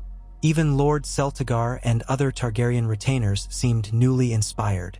No longer were they a defeated house begging for scraps. They had made a friend of sorts in Dorne and inflicted a psychological blow upon Highgarden. Of course, they all knew the war was far from over. King Mern would regroup, and doubtless the Lannisters would watch carefully, deciding whether to intervene. The Storm King might stir, or the River Lords might see a chance to realign. But House Targaryen, for the first time in a decade, had a piece on the board that others had overlooked. Their illusions had changed the rules of engagement, introducing a new terror to the battlefield. And Dorne's promise of a coastal foothold, if fulfilled, would allow the Targaryens to plant their banner on Westerosi soil once more. From there, who knew what ambitions might blossom? In the months that followed, the realm of Westeros remained tense. The Reach licked its wounds, Highgarden's lords telling each other it had all been a cheap trick. Still, they worried. If the Targaryens truly had regained some measure of magical or monstrous power, perhaps more alliances were needed to contain them. King Loren Lannister reportedly demanded answers. Did King Mern have any proof the Targaryens were involved? Some survivors swore they saw illusions of dragons overhead, but had no firm evidence beyond fear. Mern's scribes downplayed it in official accounts, focusing on the harsh terrain and the cunning of the Dornish. Yet in every tavern from Old Town to the Shield Islands, men whispered that House Targaryen had found a new brand of sorcery in the east. Aegon, for his part, took a measured approach. He sent more tribute to Highgarden and the Rock as per the old treaty so as not to openly violate it.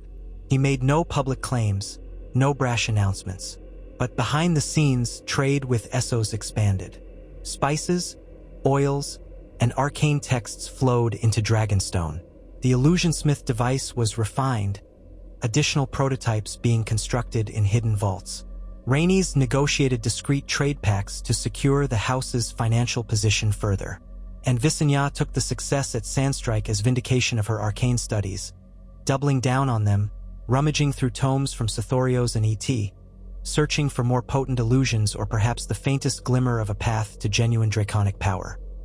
For Rhaenys, these were heady days. He corresponded frequently with Princess Dyria, forging a strange friendship across the sea. She updated him on Dorne's efforts to fortify the marches, on how the Illusionsmith device had not yet been used again, though they kept it ready. When Rhaenys walked the halls of Dragonstone, knights saluted him with new respect. He was no longer just the second-generation Targaryen prince overshadowed by his house's defeat. He was a key architect of a cunning plan that had undone a section of Myrn's host. His father, though not lavish with praise, treated him as a trusted advisor. Perhaps, Rhaenys mused, this was how the conquest might be renewed, not in a single fiery clash, but through a slow, methodical unraveling of the alliances that once destroyed them. Still, the path forward bristled with perils. If the illusions were exposed as mere trickery, the Targaryens could lose all newfound credibility and face swift retribution from outraged kings. If Dorne was ultimately defeated, Highgarden would turn its victorious armies north, and Dragonstone might be next. If the Lannisters discerned the truth, they might feel compelled to ally with the Reach again. The Storm King could move unpredictably, as might the Ironborn. In short, the tapestry of Westeros was as tangled and volatile as ever. Yet House Targaryen had placed its hand on one of the threads, tugging gently, sensing how the shape of things might be changed. Even as the seasons turned, rumors of a Targaryen resurgence grew. The small folk, prone to superstition, began inventing songs about the ghosts of dragons terrorizing King Myrn's nights at midnight. Aegon, hearing of these ballads, let them spread unchecked. Fear, after all, was a currency House Targaryen understood well. Meanwhile, Rhaenys began quietly wooing certain knights who had once declared interest in the Targaryen cause. Men from the Riverlands or Stormlands who disliked their overlords. He never promised them dragons, merely new powers in the works. A few were intrigued enough to visit Dragonstone on the pretense of trade or family connections, leaving with subtle hints that House Targaryen was not as broken as it seemed. As the next spring approached, the question was whether Highgarden would mount a renewed offensive or whether the battered realm would limp toward an uneasy truce. King Myrn had lost face, but not enough to yield. The Lannisters still held aloof, though some suspected they might strike a deal with Myrn to keep the Targaryens in check. Dorne, buoyed by the victory at Sandstrike, dug in for a protracted war.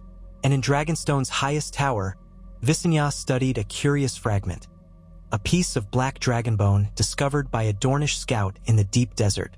The scout swore it had been found in a cave, inscribed with glyphs unlike any known language. Though it might be nonsense, Visenya examined it as though it contained the secrets of resurrection. She believed that illusions were a stopgap measure, that if House Targaryen truly wished to reclaim the grandeur of old, they would need more than cunning shapes in the sky. Her search for a means to restore dragons continued, albeit in the darkest recesses of lost lore. Yet for all that, time was on their side. Every day Westeros remained divided was a day the Targaryens could maneuver. Perhaps one day in the future, a Targaryen rider would again soar across the skies, whether on a living dragon or in illusions so vivid they became indistinguishable from reality. Perhaps no single house would stand supreme again, and the Targaryens would instead carve out a new realm of their own along the coasts. Such questions danced on the edge of possibility, unseen but felt by those with a taste for destiny. Across the seas, in the free cities, A handful of Sellsword captains and cunning magisters began hearing rumors of Targaryen gold spent on arcane research. Some saw opportunity. Others saw danger, remembering that dragons had once enslaved much of Essos under the Valyrian freehold. In Pentos and Lys, certain warlocks or mages pricked up their ears at the mention of illusions or attempts to harness the lingering embers of draconic power. Deals were made in smoky back rooms, letters penned in coded script. The Targaryens might find new allies or new enemies among these shadowy circles. But for the moment, the question of power in Westeros overshadowed any threat from abroad. And so, the realm drifted onward, no single king able to impose peace or unity. The memory of that day, the field of fire, where 3 dragons fell, still loomed in the minds of many. Yet House Targaryen, once presumed broken, had begun to breathe again, shifting in the darkness like an ember stirring into flame.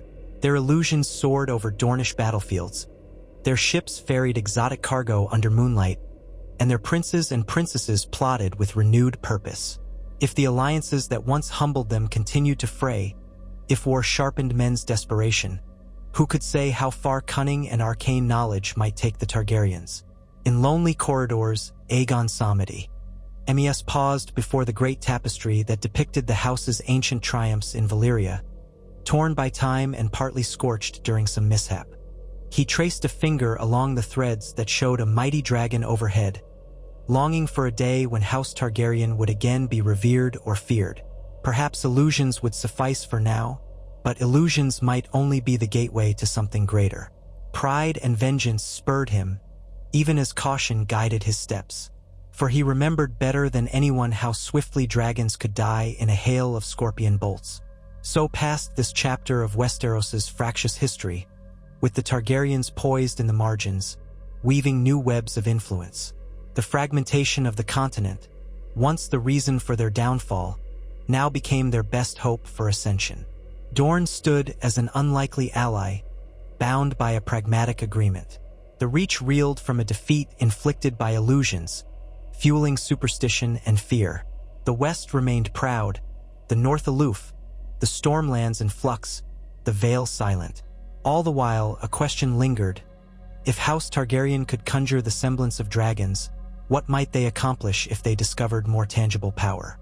And if the realm discovered their meddling, would the old alliance of Lion and Rose reform to extinguish the ember before it became a blaze? Only the gods might know. Yet on Dragonstone's battlements, beneath stormy skies, Aenys and Visenya would exchange glances of quiet determination. They had tasted the thrill of victory, cunning or otherwise, and would not relinquish it easily. The battered walls and lonely gates of their castle no longer felt like a prison. They felt more like a forge, shaping the future. And if the day ever came when real dragons once again spread their wings over Westeros, perhaps the names of Aegon, Visenya, and Rhaenys would no longer be spoken in tones of pity or scorn, but in awe, even fear. For the moment, however, illusions would suffice, illusions that cast dreadful shadows on the broken alliances of a realm still bearing the scars of the last time House Targaryen tried to conquer it by fire. Now, with subterfuge and cunning, they sought a second chance at destiny. And destiny, elusive as it was, seemed ready to be courted anew.